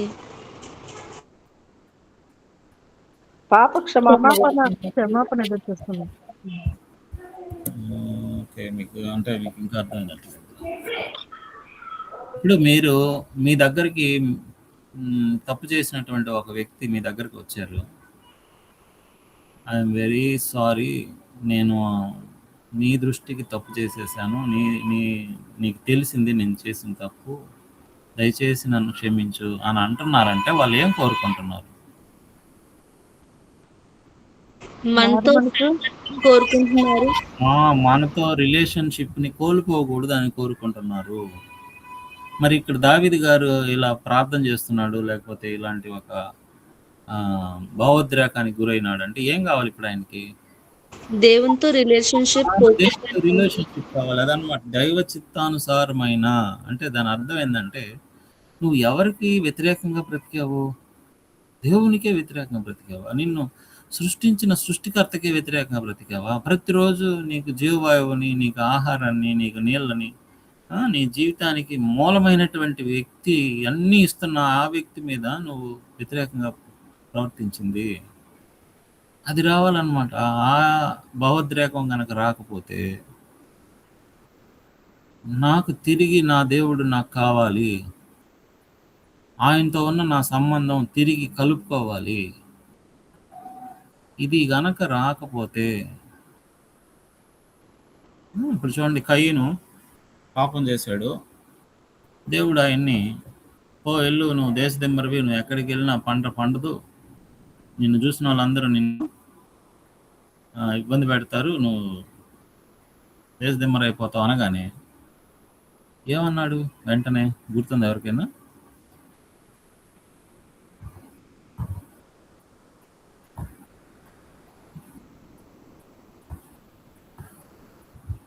చదువుదాం, లేదంటే 4వ అధ్యాయము ఆదికాండం. అంటే ఆయన ఏడుపు దేని గురించి?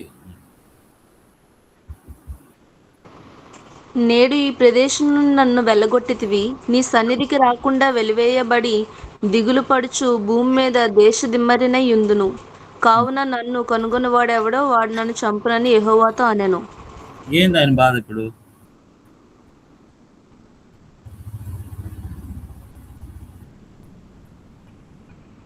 పదమూడు ప్రకారం ఆయన బాధ ఏంటి? పనిష్మెంట్ ఇచ్చారనే బాధ ఉంది. శిక్ష ఇప్పుడు పెద్దదైపోయింది, అయ్యో శిక్ష పెద్దదైపోయింది, అయ్యో. అది కాదు, ఆ ఏడుపా మారు మనసు తీసుకొస్తుందా? ఆ ఏడుపు లేదు. పనిష్మెంట్ వేసేసారండి, అయ్యో ఎంత పెద్ద పనిష్మెంట్ వేసారండి. కానీ దావీదు గారి ఏడుపుకి కయ్యూని ఏడుపుకి డిఫరెన్స్ ఏంది? నన్ను శిక్షించినా పర్లేదు, రిలేషన్షిప్ పోకూడదు అనేది దావీదు గారి పశ్చాత్తాపం. కయ్యనిది శిక్ష నాకు ఇంత భరించలేని శిక్ష విధించేశారని శిక్ష గురించి తన ఏడుస్తున్నారు. అదనమాట. ఇప్పుడు దైవ చిత్తానుసారమైన దుఃఖం అంటే ఏ దుఃఖం అది? దావీదు గారిది 51:11 చూడండి. కీర్తనలు 51:11. నీ సన్నిధిలో నుండి నన్ను త్రోసివేయకము. నీ చూడండి, నాకు ఆ రిలేషన్ కావాలి, నాకు ఆ సంబంధం కావాలి, కోల్పోయిన ఆ సంబంధం నాకు కావాలి. ఎప్పుడైతే నాతాను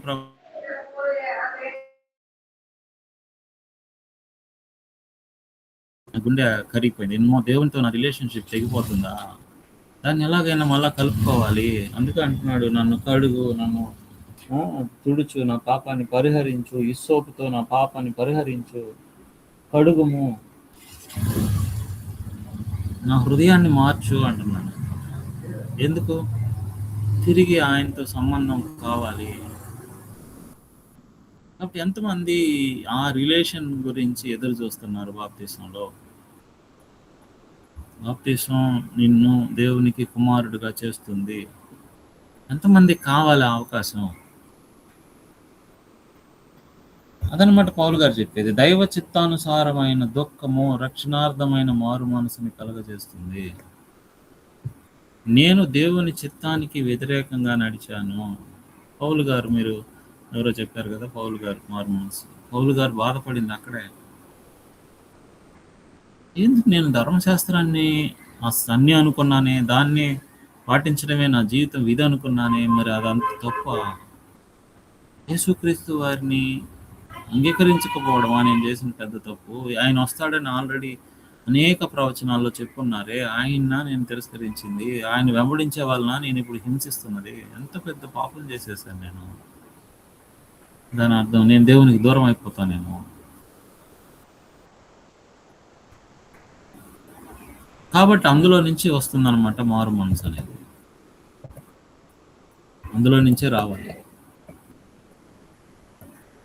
సో ఈ మారు మనసు అనేది తర్వాత స్టెప్ ఏంటి? అయిపోయింది, వాక్యం విన్నాము, విశ్వాసం ఉంచాము, మారు మనసు పొందాము. తర్వాత ఏంటి? పాటించడం, ఒప్పుకోవడం జరగాలి. ఒప్పుకోవడం ఏమని ఒప్పుకోవాలి? ఇప్పుడు మీరు బాప్తిసం పొందిన వాళ్ళు కదండి అందరూ? ఓకే. మిమ్మల్ని వాటర్లోకి తీసుకెళ్ళిన తర్వాత మిమ్మల్ని ఏం అడిగారు? దేవుని కుమారుడని ఒప్పుకుంటున్నారని. ఓకే. ఇంకా ఇంకా ఏం అడిగారు? యేసుక్రీస్తుని మీరు రాజుగా అంగీకరిస్తున్నారా? ఓకే. ఇంకా పాప క్షమాపణ. దానికి ఏం అడిగారు? దాని గురించి పాపములు ఒప్పుకుంటారు. ఒప్పుకుంటున్నావా? నీవు పాపివి అని ఒప్పుకొనుచున్నావా? అడిగారండి? అడిగారు. మీరేం చెప్పారు? ఒప్పుకున్నాను. చాలా మంది ఒప్పుకోరు. బాప్తిస్తంలో ఒప్పుకుంటున్నారు, కానీ సాధారణంగా నువ్వు తప్పు చేసావు అని అంటే ఒప్పుకునే వాళ్ళు ఎంతమంది ఉన్నారు? వాదిచ్చే వాళ్ళు ఎంతమంది ఉంటారు? ఒప్పుకునే వాళ్ళు ఎంతమంది కనిపిస్తారు? అంటే పాపం చేశానని ఒప్పుకొని పశ్చాత్తాపడే వాళ్ళు ఎంతమందిని మీరు చూశారు? ఎంతమంది వాదిచ్చే వాళ్ళని చూశారు? నేను తప్పే చేయలేదు, నా తప్పు లేనే లేదు.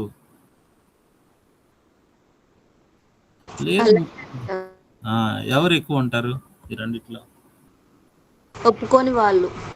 ఒప్పుకోని వాళ్ళే ఎక్కువ ఉంటారు. ఎందుకని దేవుడు ఈ ప్రాసెస్ని పెట్టాడు ఇక్కడ? రక్షణ పొందడానికి ఒక వ్యక్తి యొక్క జీవితంలో ఒప్పుకోవడం అనేది ఎందుకు అవసరం?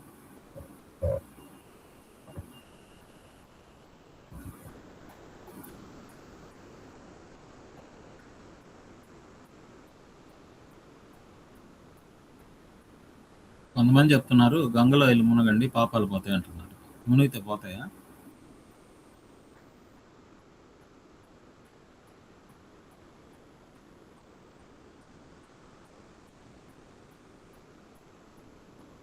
నీళ్ళల్లో మునిగితే పాపాలు పోతాయి? పోవండి. ఓ, మరి ఎలా పోతాయి పాపం?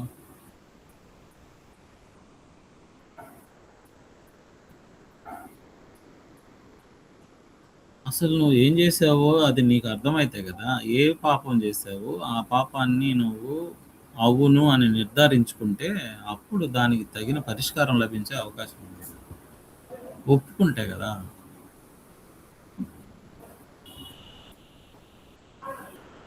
ఒప్పుకోలనేది జరిగితేనే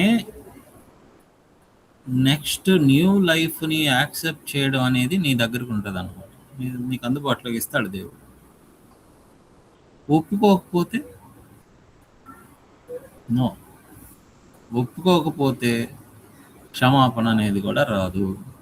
ఐఆమ్ సారీ అని అనకపోతే క్షమించే వాళ్ళు ఉండరు. అందరు తప్పులు చేసేవాళ్ళే, కానీ అడిగే వాళ్ళు ఎంతమంది? ఐఆమ్ సారీ అని అడిగే వాళ్ళు ఎంతమంది?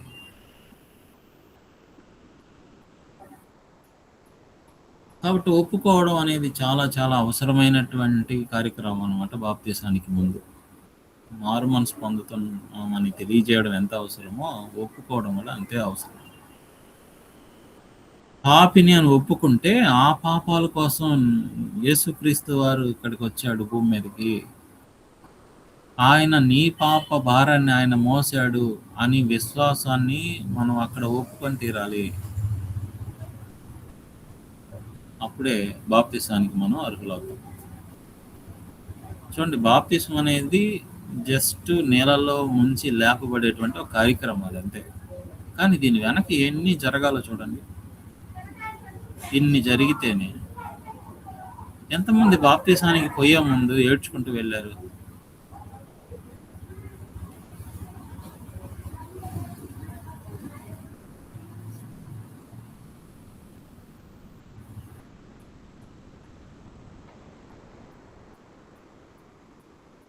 చూసారా మీరు ఎవరినైనా ఏడ్చుకుంటూ బాప్తిసానికి వచ్చిన వాళ్ళని? లేదు.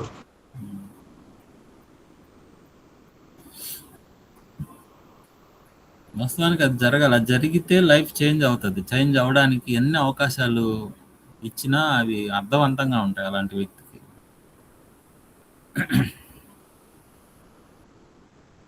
కాబట్టి ఒప్పుకోవడం చాలా చాలా అవసరం. యేసుక్రీస్తు వారిని, ఆయన నామాన్ని ఒప్పుకోవడం, అందరి ముందు ఒప్పుకోవడం చాలా చాలా అవసరం. నోటితో ఒప్పుకోవడం అవసరం. కొన్నిసార్లు తల్లాలు ఒప్పుతూ ఉంటారు. కాదు, కన్ఫెషన్ ఓపెన్గా ఉండాలి. నువ్వు మారు మనసు పొందావా లేదా అనేది ఎలా తెలుస్తుంది బయటికి? ఎలా చెప్తుంది? అది మనం చెప్తే తెలుస్తుంది, లేకపోతే తెలియదు. సో ఇదంతా ప్రొసీజర్ అన్నమాట. ఈ ప్రొసీజర్లో ఏది మిస్ అయినా కొత్తగా తిరిగి జన్మించడం అనేది జరగలేదు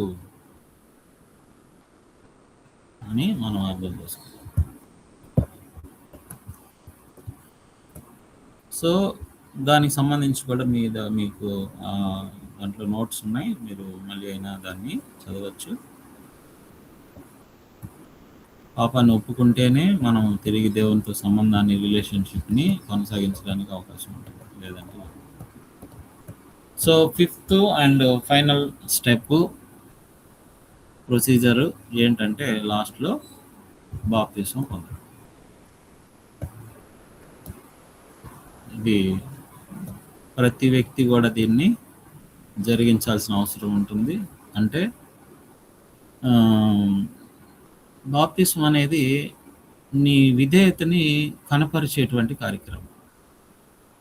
ఇప్పుడు మీరు అన్నారు ఐ లవ్ యూ అన్నారు అనుకోండి, ఎవరికైనా వాళ్ళ కోసం ఏమీ చేయట్లేదు మీరు. మళ్ళీ ప్రతిరోజు రోజుకి 10 సార్లు ఐ లవ్ యూ చెప్తారు, కానీ వాళ్ళ కోసం ఏమీ చేయరు. అది నమ్మచ్చా మరి మీరు ఐ లవ్ యూ అని చెప్తే?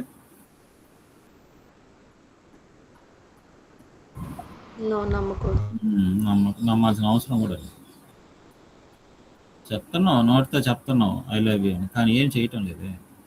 ఏమన్నా చేస్తే దట్ ప్రూఫ్స్ అన్నమాట మీరు ప్రేమిస్తున్నారు అనడానికి అది నిదర్శనం అవుతుంది. అట్లాగే ఇది మనం విన్నామని, మనం విశ్వసించామని, మనం మారుమనసు పొందామని, మనం తిరిగి జన్మిస్తున్నాము అని ఒప్పుకొని బాప్తీసం దగ్గరికి వచ్చామంటే దాని అర్థం నీవు విధేయుడు అవుతున్నావు.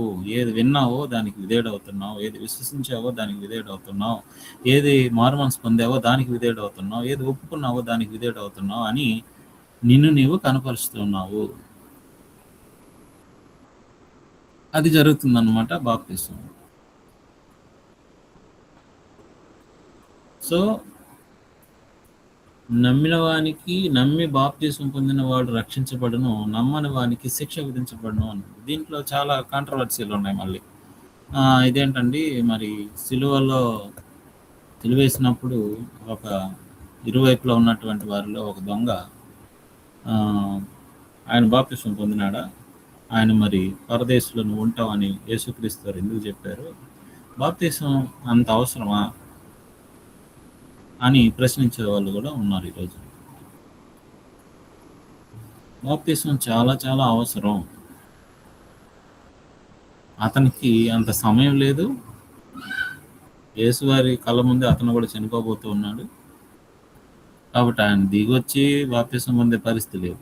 కాబట్టి యేసుక్రీస్తు వారే స్వయాన రక్షకుడే కాబట్టి ఆయన మాటలకి విలువ ఉంది, కాబట్టి ఆయన అధికారం ఉంది, కాబట్టి ఆయన అంగీకరించాడు ఆయన్ని. మరి ఈరోజు మనకి ఆ అవకాశం లేకపోతే ఓకే, కానీ అవకాశం ఉండి కూడా నేను బాప్తీసం పొందాల్సిన అవసరం లేదు అనుకుని బ్రతికితే ఏంటి పరిస్థితి?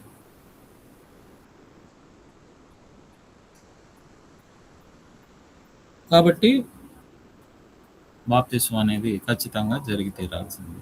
అది నీ విధేయతని కనపరిచేటువంటి కార్యక్రమం. సో బాప్తిస్మ అనేది ఎలా జరగాలి? అది ఒక వ్యక్తి నీటిలోనికి వెళ్ళి మరొక వ్యక్తి అతనికి నీళ్ళల్లో అతన్ని పూర్తి స్థాయిలో ఉంచేసి తిరిగి పైకి లేపడం అనేది జరుగుతుంది. సో ఈ కార్యక్రమాన్ని పౌలు గారు ఎలా చూపించాడో ఒకసారి రోమాపత్రిక 6వ అధ్యాయంలోకి రండి.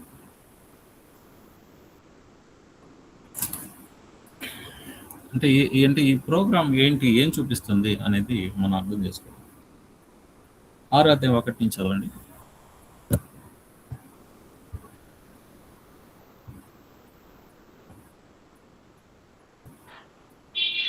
అలాగైనా ఏమందుము, కృప విస్తరింపవలని పాపమందు నిలిచియుందుమా? అట్లనరాదు. పాపము విషయమై చచ్చిపోయిన మనము ఇక మీదట ఎలాగూ జీవించాలో జీవించుదుము. క్రీస్తు యేసులోనికి బాప్తిస్మం పొంది మనమందరము ఆయన మరణంలోనికి బాప్తిస్మం పొందుతుందని మీరు ఎరుగరా? కాబట్టి తండ్రి మహిమ వలన క్రీస్తు మృతులలో నుండి ఎలాగ లేపబడినో అలాగే మనమును నూతన జీవము పొందిన వారమై నడుచుకున్నట్లు మనము బాప్తిస్మము వలన మరణములో పాలు పొందుటకే ఆయనతో కూడా పాతిపెట్టబడుతుంది. మరియు ఆయన మరణము యొక్క సాదృశ్యమందు ఆయనతో ఐక్యం గలవారమైన ఎడల ఆయన పునరుత్థానం యొక్క సాదృశ్యమందు ఆయనతో ఐక్యం గలవారమై ఉంది. ఏలయనగా మనమింకనూ పాపమునకు దాసులము కాకుండాను పాప శరీరము నిరర్ధకమగునట్లు మన ప్రాచీన స్వభావము ఆయనతో కూడా సిలువ వేయబడినని ఎరుగుదుము. చనిపోయిన వాడు పాప విమోచకుడని తీర్పు పొందుతాడు. సో ఇక్కడ 3 కార్యక్రమాల గురించి పౌలు గారు చెప్పడం జరిగింది. అందులో ఒకటి పాపం విషయమై చనిపోవడం జరిగింది అంటున్నాడు. పాపం విషయమై చనిపోయిన మనము క్రీస్తు యేసులోనికి బాప్తిసం పొందిన మనం అందరము ఆయన మరణంలోనికి బాప్తిసం పొందితమని మీరు ఎరుగరా? అంటే బాప్తిసం అనేది దేనికి గుర్తుగా ఉంది, ఏం సూచిస్తుంది అని అంటే యేసుక్రీస్తు వారు కూడా ఇలాగే మరణించాడు, నువ్వు కూడా అలాగే మరణించాలి. అంటే యేసుక్రీస్తు వారు మనకి మాదిరి చూపించాడు. యేసుక్రీస్తు వారు పాప క్షమాపణ ఇవ్వడానికి ఆయన ఒక పాపిగా మరణించాల్సి వచ్చింది. సో 3 విషయాలు ఇక్కడ చెప్పబడుతున్నాయి. ఒకటి చనిపోవడము, రెండవది పాతి పెట్టబడము, మూడోది తిరిగి లేవడం. బాగా ఆలోచించండి, అక్కడ జరిగింది ఏంటి, ఇక్కడ పౌలు గారు చెప్తున్నది ఏంటి అనేది మనం ఆలోచించాలి. అక్కడ జరిగింది ఏంటి, మనము నీళ్ళల్లోకి మన దేహాన్ని అలాగూ ముంచేసాం పూర్తిగా, మళ్ళీ లేసాం. ఇదే జరిగింది. బాప్తిసం అంటే ఇదే అర్థం. కానీ ఇక్కడ పౌలు గారు ఏం జరిగిందో చెప్తున్నాడు. మీరు చెప్పాలి ఇది ఎక్కడ జరిగిందని. 4వ వచనం, కాబట్టి తండ్రి మహిమ వలన క్రీస్తు మృతుల్లో నుండి ఎలాగ లేపబడను, అలాగే మనమును నూతన జీవము పొందిన వారమే నడుచుకున్నట్లు మనము బాప్తిసం వలన మరణంలో పాలు పొందుటకై ఆయనతో కూడా పాతి పెట్టబడితిమి. ఏడ పాతి పెట్టబడ్డాం మనం?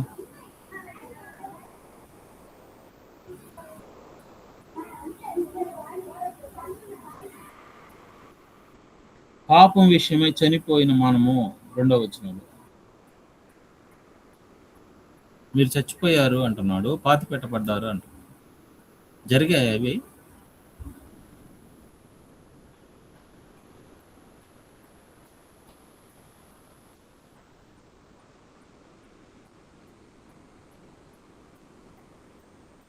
జరిగితే ఏం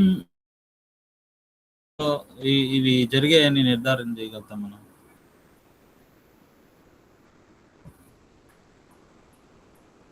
పాతి పెట్టబడ్డామా?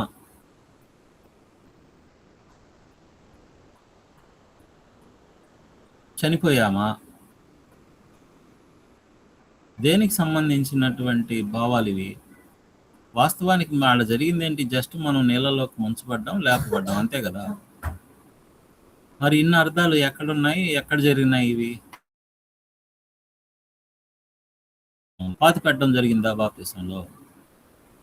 ఆయన అంటున్నాడు పాతి పెట్టబడితిమి, చనిపోయాము.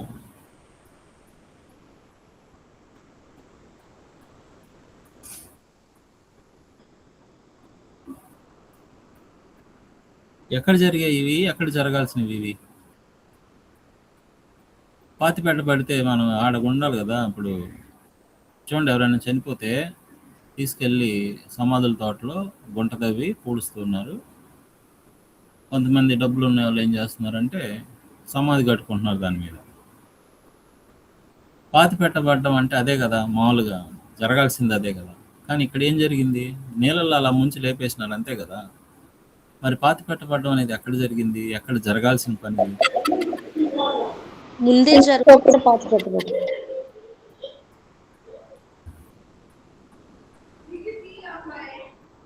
మళ్ళీ చెప్పండి, క్లియర్గా లేదు. క్రీస్తుతో కూడా పాతి పెట్టబడాలి. ఇప్పుడు దీన్ని ఏమంటాం? క్రియ అంటామా, లేకపోతే జస్ట్ ఒక మీనింగ్ అంటామా? పాతి పెట్టబడడం అనేది యాక్షనా, లేకపోతే జస్ట్ క్రియనా? క్రియ జరిగింది కాబట్టి. జరిగితే ఎక్కడ జరిగింది? ఒకవేళ మీరు పాతి పెట్టబడి ఉంటే బాప్తిసంలోనే ఆడే పూర్తి చేయాలి కదా. మరి బయటికి లేచి వచ్చున్నాం మనం. ఎక్కడ జరిగినట్టు పాతి పెట్టబడ్డాం? క్రీస్తుతో కూడా మనం పాతి పెట్టాం.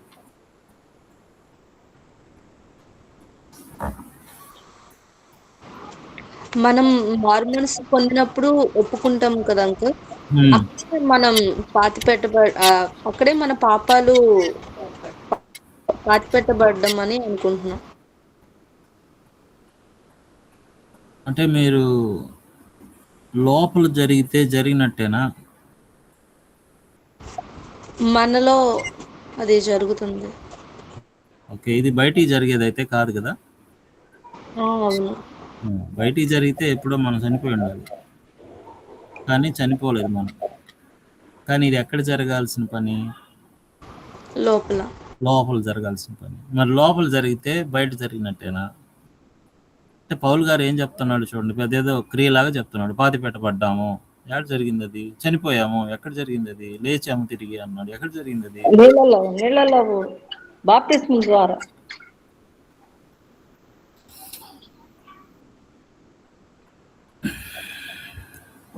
నీళ్ళల్లో పాతి పెట్టబడ్డామా?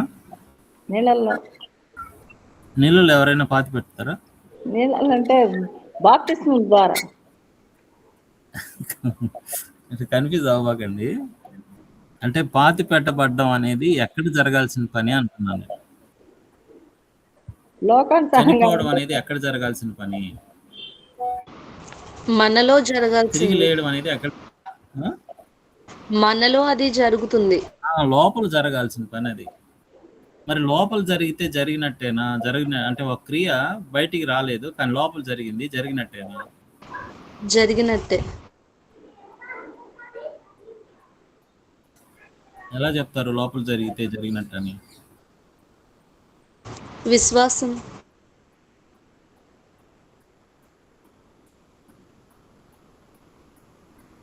ఓకే, ఒక వచనం చదువుదాం. హెబ్రీ పత్రిక 11వ అధ్యాయము 17వ వచనం చదవండి. హెబ్రీ పత్రిక 11:17.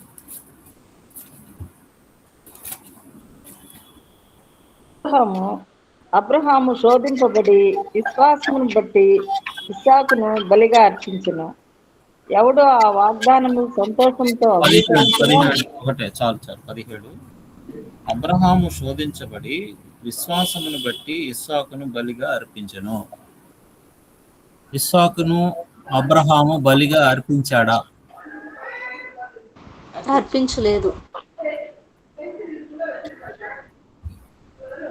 అంటే కత్తి తీసుకొని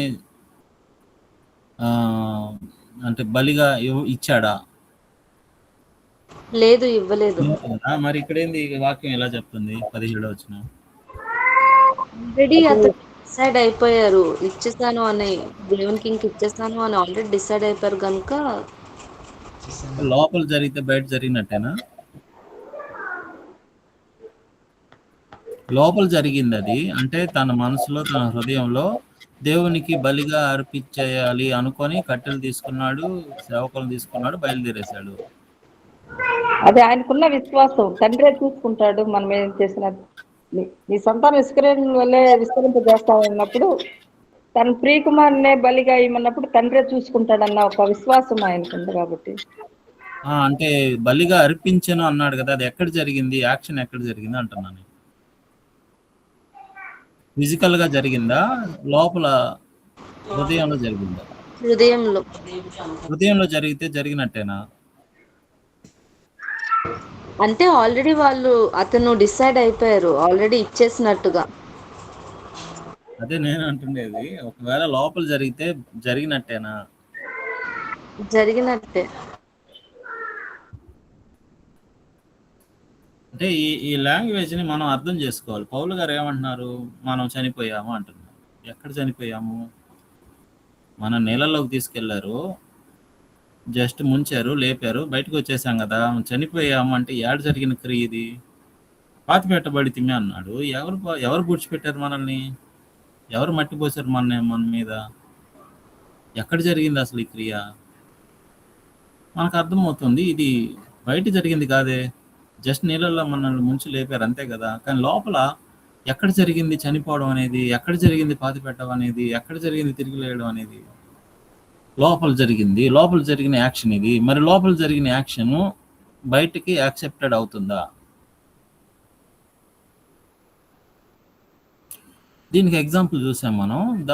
అబ్రహాము గారు తన కుమారుని బలిగా అర్పించాడు. ఎక్కడ జరిగింది అసలు ఇది? కత్తెత్తాడు, దేవుడు ఆయన ఆపేశాడు, గొర్రెపిల్లని చూపించాడు, దాన్ని బలి అని చెప్పేశాడు. అసలు యాక్షన్ లేదా? No action. కానీ ఎక్కడ యాక్షన్ బట్టి ఇక్కడ చెప్తున్నాడు బలిగా అర్పించనని? ఏ యాక్షన్ గురించి చెప్తున్నాడు?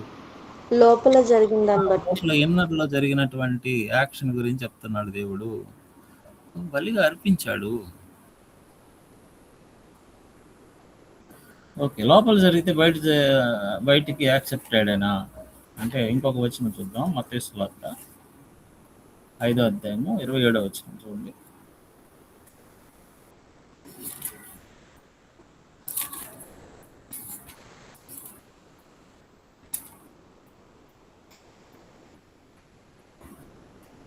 ఐదు 27 చదవండి. మత్తయి. వ్యభిచారం చేయవద్దని చెప్పిన మాట మీరు విన్నారు కదా. నేను మీతో చెప్పున్నదేమనగా, ఒక స్త్రీని మోహపుతో చూసి ప్రతివాడు అప్పుడే తన హృదయమందు ఆమెతో వ్యభిచారం చేసిన వాడగును. ఇక్కడ ఆపండి. ఎక్కడ జరిగింది ఇది? హృదయంలో జరిగితే జరిగినట్టేనా? జరిగినట్లే.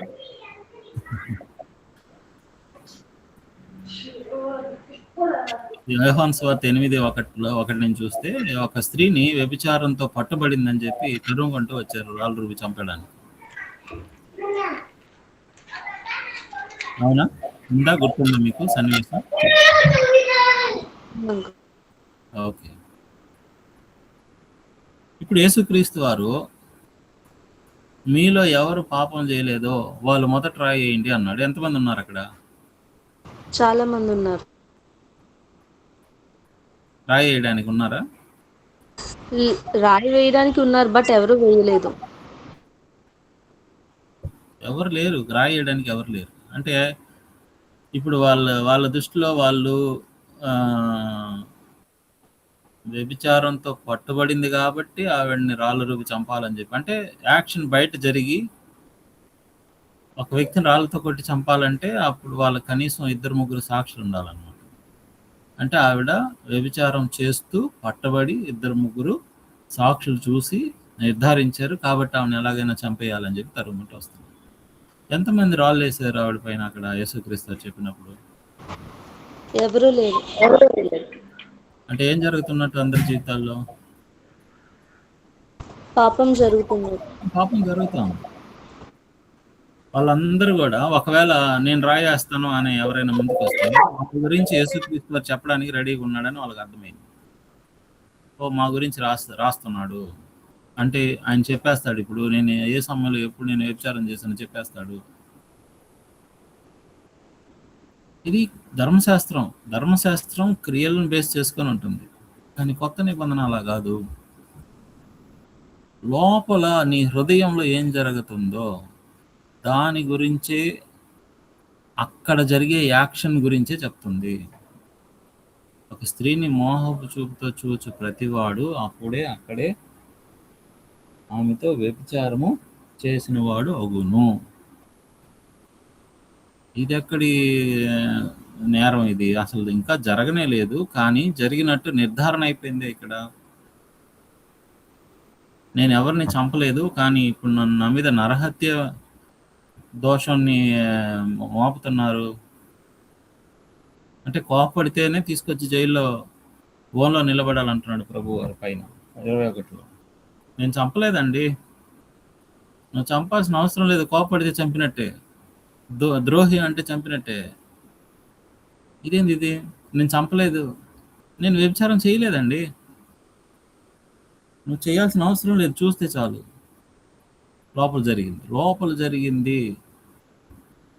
లోపలే జరిగిపోయింది కాబట్టి బయటికి ఇప్పుడు నువ్వు దోషివి. లోపల జరిగితే బయటికి జరిగినట్టేనా? అది నా ప్రశ్న. జరిగినట్టే. కాబట్టి బాప్తిసంలో 3 విషయాలు జరగాలి. ఇవి ఎక్కడ జరగాల్సినవి అంటే లోపల జరగాల్సినవి. ఒకటేంటి?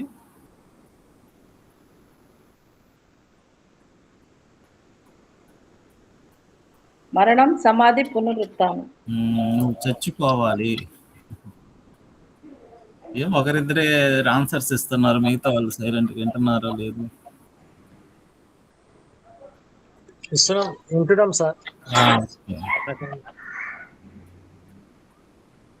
సో లోపల జరిగితే జరిగినట్టే. అదనమాట దేవుడు బాప్తిస్మంలో నీళ్ళలోకి వచ్చిన వ్యక్తి యొక్క జీవితంలో చూసేది అదే.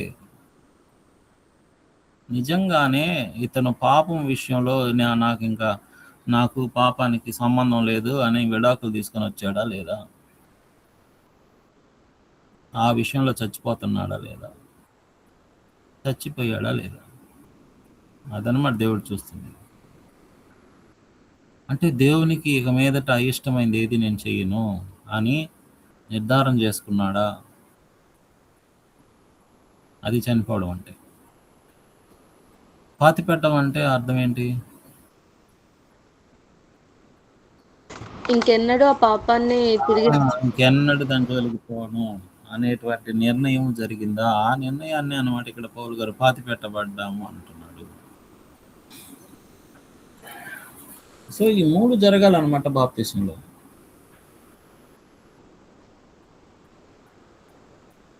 తండ్రి మహిమ వలన క్రీస్తు మృతుల్లో నుండి ఎలాగు లేపబడెనో అలాగే మనమును నూతన జీవము పొందిన వారమై నడుచుకున్నట్లు మనము బాప్తిసం వలన మరణంలో పాలు పొందుటకై ఆయనతో కూడా పాతి పెట్టబడితిమి. మరి ఇంకెక్కడుంది? చనిపోవడం జరిగింది, లోపల జరిగింది. పాతి పెట్టబడడం జరిగింది, లోపల జరిగింది. తిరిగి లేయడం జరిగింది, అది లోపల జరిగినాయి. కానీ బయటికి ఏం జరిగినాయి? నీళ్ళలో ముంచి లేపారంతే. సో దట్ రిఫ్లెక్ట్స్ అన్నమాట. భౌతికంగా నువ్వు చేసినటువంటి ఈ ప్రాక్టీస్ ఏం చూపిస్తుంది అంటే లోపల జరిగిన దాన్ని చూపిస్తుంది. అదే అర్థం.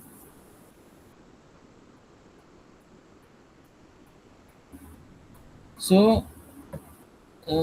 చూడండి తర్వాత ఏం చెప్తున్నాడు ఆయన 12వ వచనంలో, రోమాపత్రిక 6:12.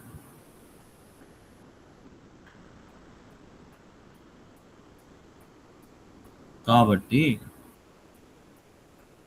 శరీర దురాశలకు లోబడినట్లుగా చావునకు లోనైన మీ శరీరమందు పాపమును ఏలనీయకుడి. కాబట్టి దేన్ని బట్టి ఇదిగో ఇది జరిగింది కదా, లోపల జరిగినాయి కదా ఇవన్నీ. మరి ఇప్పుడు మళ్ళీ ఎందుకు లేసొచ్చి మళ్ళా పాతి పెట్టబడినటువంటి దాన్ని బయటికి లోడితే ఎంత వాసన వస్తుంది?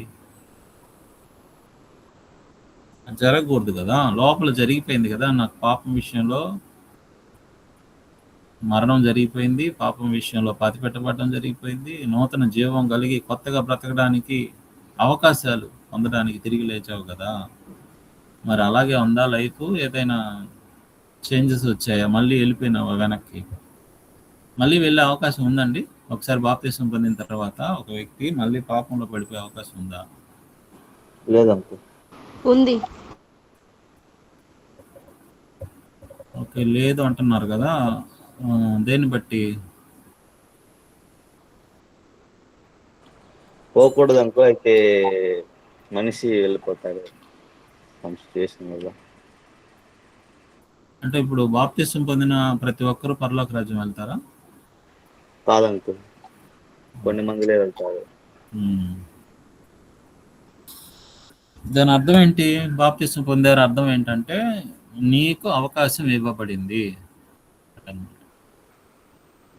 నీకు అవకాశం ఇవ్వబడింది. దాన్ని ఎంతవరకు సద్వినియోగం చేసుకుంటాం అనేది అనమాట తర్వాత లైఫ్. చనిపోయావు కదా, ఇప్పుడు దాన్ని మళ్ళా నువ్వు ఎందుకు శరీరాశలకు లోబడినట్లుగా పాపాన్ని ఏళ్ళని ఇవ్వకు. అది ఆ బాధ్యత ఎవరిది?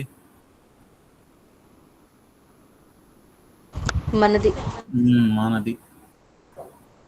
బాప్తిసంలో ఏం జరుగుతుందంటే దేవుడు మన పాపాలని అప్పటిదాకా ఆ వయసు వరకు మనం చేసినటువంటి దేవునికి వ్యతిరేకంగా జీవించిన జీవితానికి తగ్గ పాప భారాన్ని, పాప ఫలితాన్ని, పాప మరణాన్ని యేసుక్రీస్తు వారి ద్వారా తీసివేస్తున్నాడు.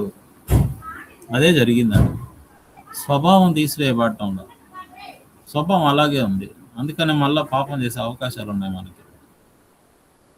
కాబట్టి ఇక మీదట మనం పాపం చేయకుండా నీతిని అనుసరించడానికి మనందరం బాధ్యత కలిగి ఉన్నాం. కొత్త నిబంధన పెద్దదిగా ఉంటుందా, పాత నిబంధన పెద్దదిగా ఉంటుందండి బుక్స్? ఎందుకని కొత్త నిబంధన చిన్నది?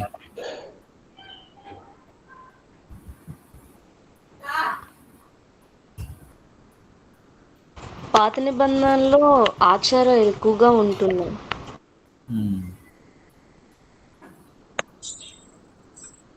పాత నిబంధనలు ఎక్కువగా ఉన్నాయి. ఇక్కడ ఒకే నిబంధన. పాత నిబంధనలు అనేక నిబంధనలు ఉన్నాయి. ఇక్కడైతే ఒకే నిబంధన ఉంది, యేసుక్రీస్తు.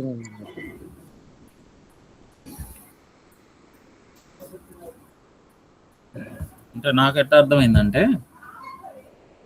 నేను పాపం చేశానని నాకు అర్థమైంది. ఆ పాపాన్ని నేను ఒప్పుకోవడానికి వెనకాడలేదు. నేను జీవించిన జీవితం సరిగా లేదు, కాబట్టి ఇప్పుడు నేను మార్చుకోవడానికి ఇష్టపడుతున్నాను అని ఎవరైతే దేవుని దగ్గర పాప క్షమాపణ పొందడానికి, తిరిగి కొత్తగా బ్రతకడానికి ఇష్టపడ్డారో అలాంటి వాళ్ళకి పెద్ద పెద్ద పుస్తకాలు ఇవ్వాల్సిన అవసరం లేదు. ఎందుకంటే ఆల్రెడీ వాళ్ళు కన్ఫ్యూస్ అయి ఉన్నారు కాబట్టి.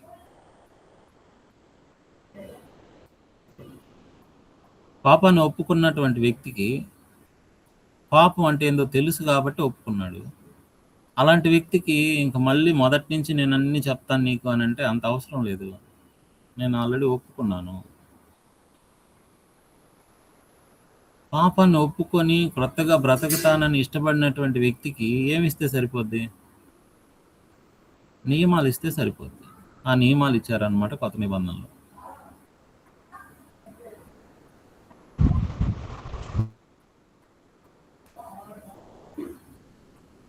కానీ పాత నిబంధన ఎవరి కోసం నిర్ణయించబడింది? ధర్మశాస్త్రం అన్నాడు. ధర్మశాస్త్రము ఒకసారి ఇశ్రాయేలీలకే. కానీ ఎవరు వాళ్ళు? వాళ్ళ క్వాలిటీస్ ఏంటి? మొదటి తిమోతి పత్రిక 1వ అధ్యాయము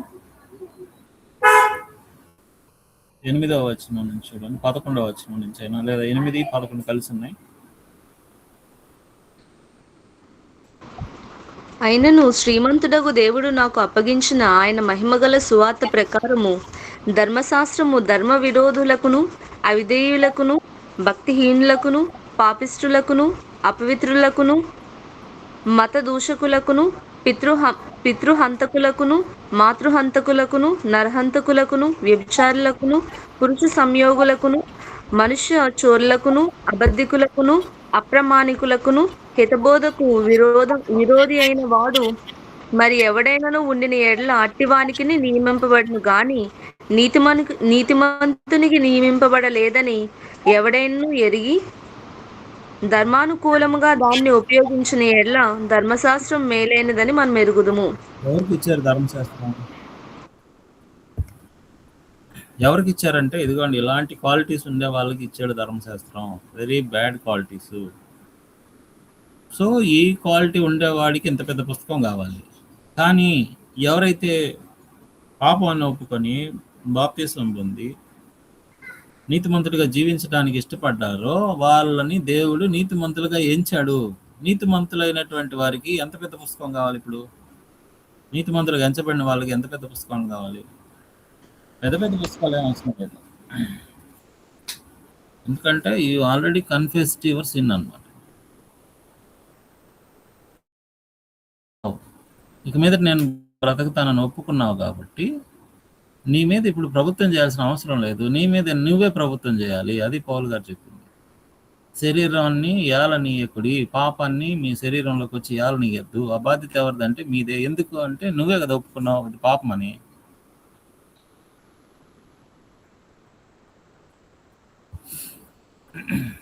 సో ఇదంతా లోపల జరగాల్సినటువంటి ప్రక్రియ. దేవుడు ప్రతివానికి వాని వాని క్రియల చొప్పున ప్రతిఫలం ఇస్తాడు. తీర్పు దేనికి చెప్తారండి? ఆత్మకు తీర్పు జరిగేది. కాబట్టి దేవుని ఎదుటి నిలబడేది నీ కాళ్ళు, చేతులు, శరీరం, నోరు, ముక్కు కాదు. దేవుని ఎదుటి నిలబడేది నీ హార్ట్, మైండ్, కాన్షియన్స్. ఈ 3 నిలబడిపోతుంది. అదే ఆత్మ. తీర్పు దానికే ఉండిపోయేది. దాంట్లోనే మార్పులు రావాలి. ఆ మార్పుల కోసమే బాప్తిసం ఉపయోగపడుతుంది. సో ఇది 2 పాఠాలు మీకు. ఒకటి మారు మనసు ఒప్పుకోవడము మరియు బాప్తిసం. దీనికి సంబంధించిన కొన్ని అంటే వచనాలు ఇవన్నీ కూడా మీకు అందుబాటులో ఉన్నాయి ఆ మెటీరియల్లో. దాన్ని ఒకసారి మీరు చదువుకోవచ్చు. నేను జస్ట్ ఒక అంటే ఇన్నర్గా ఏం అర్థం చేసుకుంటే బాగుంటుంది అనే దాని గురించి మీకు చెప్పాను. ఏమైనా సందేహాలు ఉన్నాయండి? ఏమైనా డౌట్స్? ఏం లేవు సార్. లేదు. ఓకే ఓకే మిమ్మల్ని అందరినీ నిజంగా అభినందిస్తున్నా. ఇలాంటి ఒక సెలవు దొరికితే ఎలా ఎంజాయ్ చేద్దామా అనుకుంటారు చాలామంది, కానీ మీరు ఒక 2 hours దేవుని వాక్యాన్ని నేర్చుకోవడానికి మీరు కేటాయిస్తున్నారు. I really appreciate everyone. Okay, ప్రార్థన చేసుకొని కార్యక్రమాన్ని మనం ముగించుకుందాం. మీరు ఎవరైనా అటెండెన్స్ చెప్పకపోతే దయచేసి బ్రదర్కి ఒకసారి ఇన్ఫామ్ చేయండి. మీకు వాట్సాప్ నంబర్ ఉంటే బ్రదర్కి తెలియజేయండి, మేము అడ్మిట్ అయ్యామని క్లాస్లో. ప్రార్థన చేసుకుందాం. ఎవరైనా ప్రేయర్ చేస్తారండి?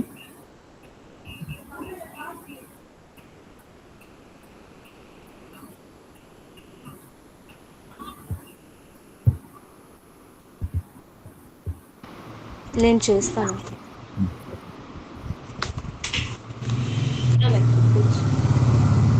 హలో, చేయండి. వినిపిస్తుంది సిస్టర్. అందరూ కళ్ళు మూసుకున్నట్లయితే ప్రార్థన చేసుకుందాం. మమ్మల్ని అత్మికులుగా ప్రేమించిన మా ప్రియ పరలోకపు తండ్రి, మీకు వందనాలు నాయన. తండ్రి నాయన, మరి సాయంత్రకాల సమయంలో తండ్రి నాయన, మరి తండ్రి మీ వాక్యం నేర్చుకున్నాం తండ్రి నాయన, విని ఉన్నాం తండ్రి నాయన. తండ్రి నాయన, మంచిగా తండ్రి నాయన డీటెయిల్గా మరి ప్రతి పాయింట్ మరి ఎక్స్ప్లెయిన్ చేసిన మరి అంకుల్ గారికి మరి తండ్రి నాయన, మరి మీ ఆశీర్వాదాలు అతని మీద ఉంచండి నాయన, మీ కృప అతని మీద ఉంచండి నాయన. మరి తండ్రి నాయన, ఇలాంటి వాక్యం తండ్రి మాకు చెప్పేటట్టుగా తండ్రి నాయన అతనికి మరి సహాయం చేసినందుకు మీకు వందనాలు తండ్రి నాయన. మరి అలాగే తండ్రి ఇక్కడ వింటున్న మేము అందరం తండ్రి నాయన, మరి నీతిని తండ్రి నాయన మేము క్యారీ చేయడానికి మాకు సహాయం చేయండి నాయన. మరి విన్న వాక్యాన్ని ప్రకారం తండ్రి నాయన మేము విధేయులుగా తండ్రి వాక్యానుసారంగా మేము అనుసరిస్తూ మేము బ్రతికేటట్టు మాకు సహాయం చేయండి నాయన. ప్రతిసారి తండ్రి నాయన మరి మా మనస్సాక్షి ద్వారా పరిశుద్ధాత్మ ద్వారా మేము హెచ్చరింపబడుతూ మా మార్గాలు మేము సరిచేసుకుంటూ నడిచేటట్టుగా మాకు సహాయం చేయండి నాయన. మరి అలాగే తండ్రి ఇక్కడ వచ్చిన ప్రతి ఒక్కరిని బట్టి మీకు వందనాలు చెల్లించుకుంటున్నాను తండ్రి.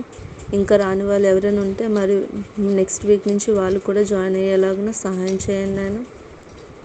మీ కృపలో మమ్మల్ని ప్రతిసారి మమ్మల్ని కాపాడుతూ భద్రపరుస్తున్నందుకు మీకు వందనాలు తండ్రి నాయన. మీ కృపకు తగ్గట్టుగా మేము బ్రతికేలాగా కూడా మాకు సహాయం చేయడం ప్రార్థించుకొంచు ఈ చిన్ని ప్రార్థన యేసువారి దివ్యనామాన్ని అడిగి వేడుకొంచున్నాం తండ్రి. ఆమెన్. అందరికీ వందనాలు. ఆమేన్. వందనాలు. అందరికీ వందనాలు.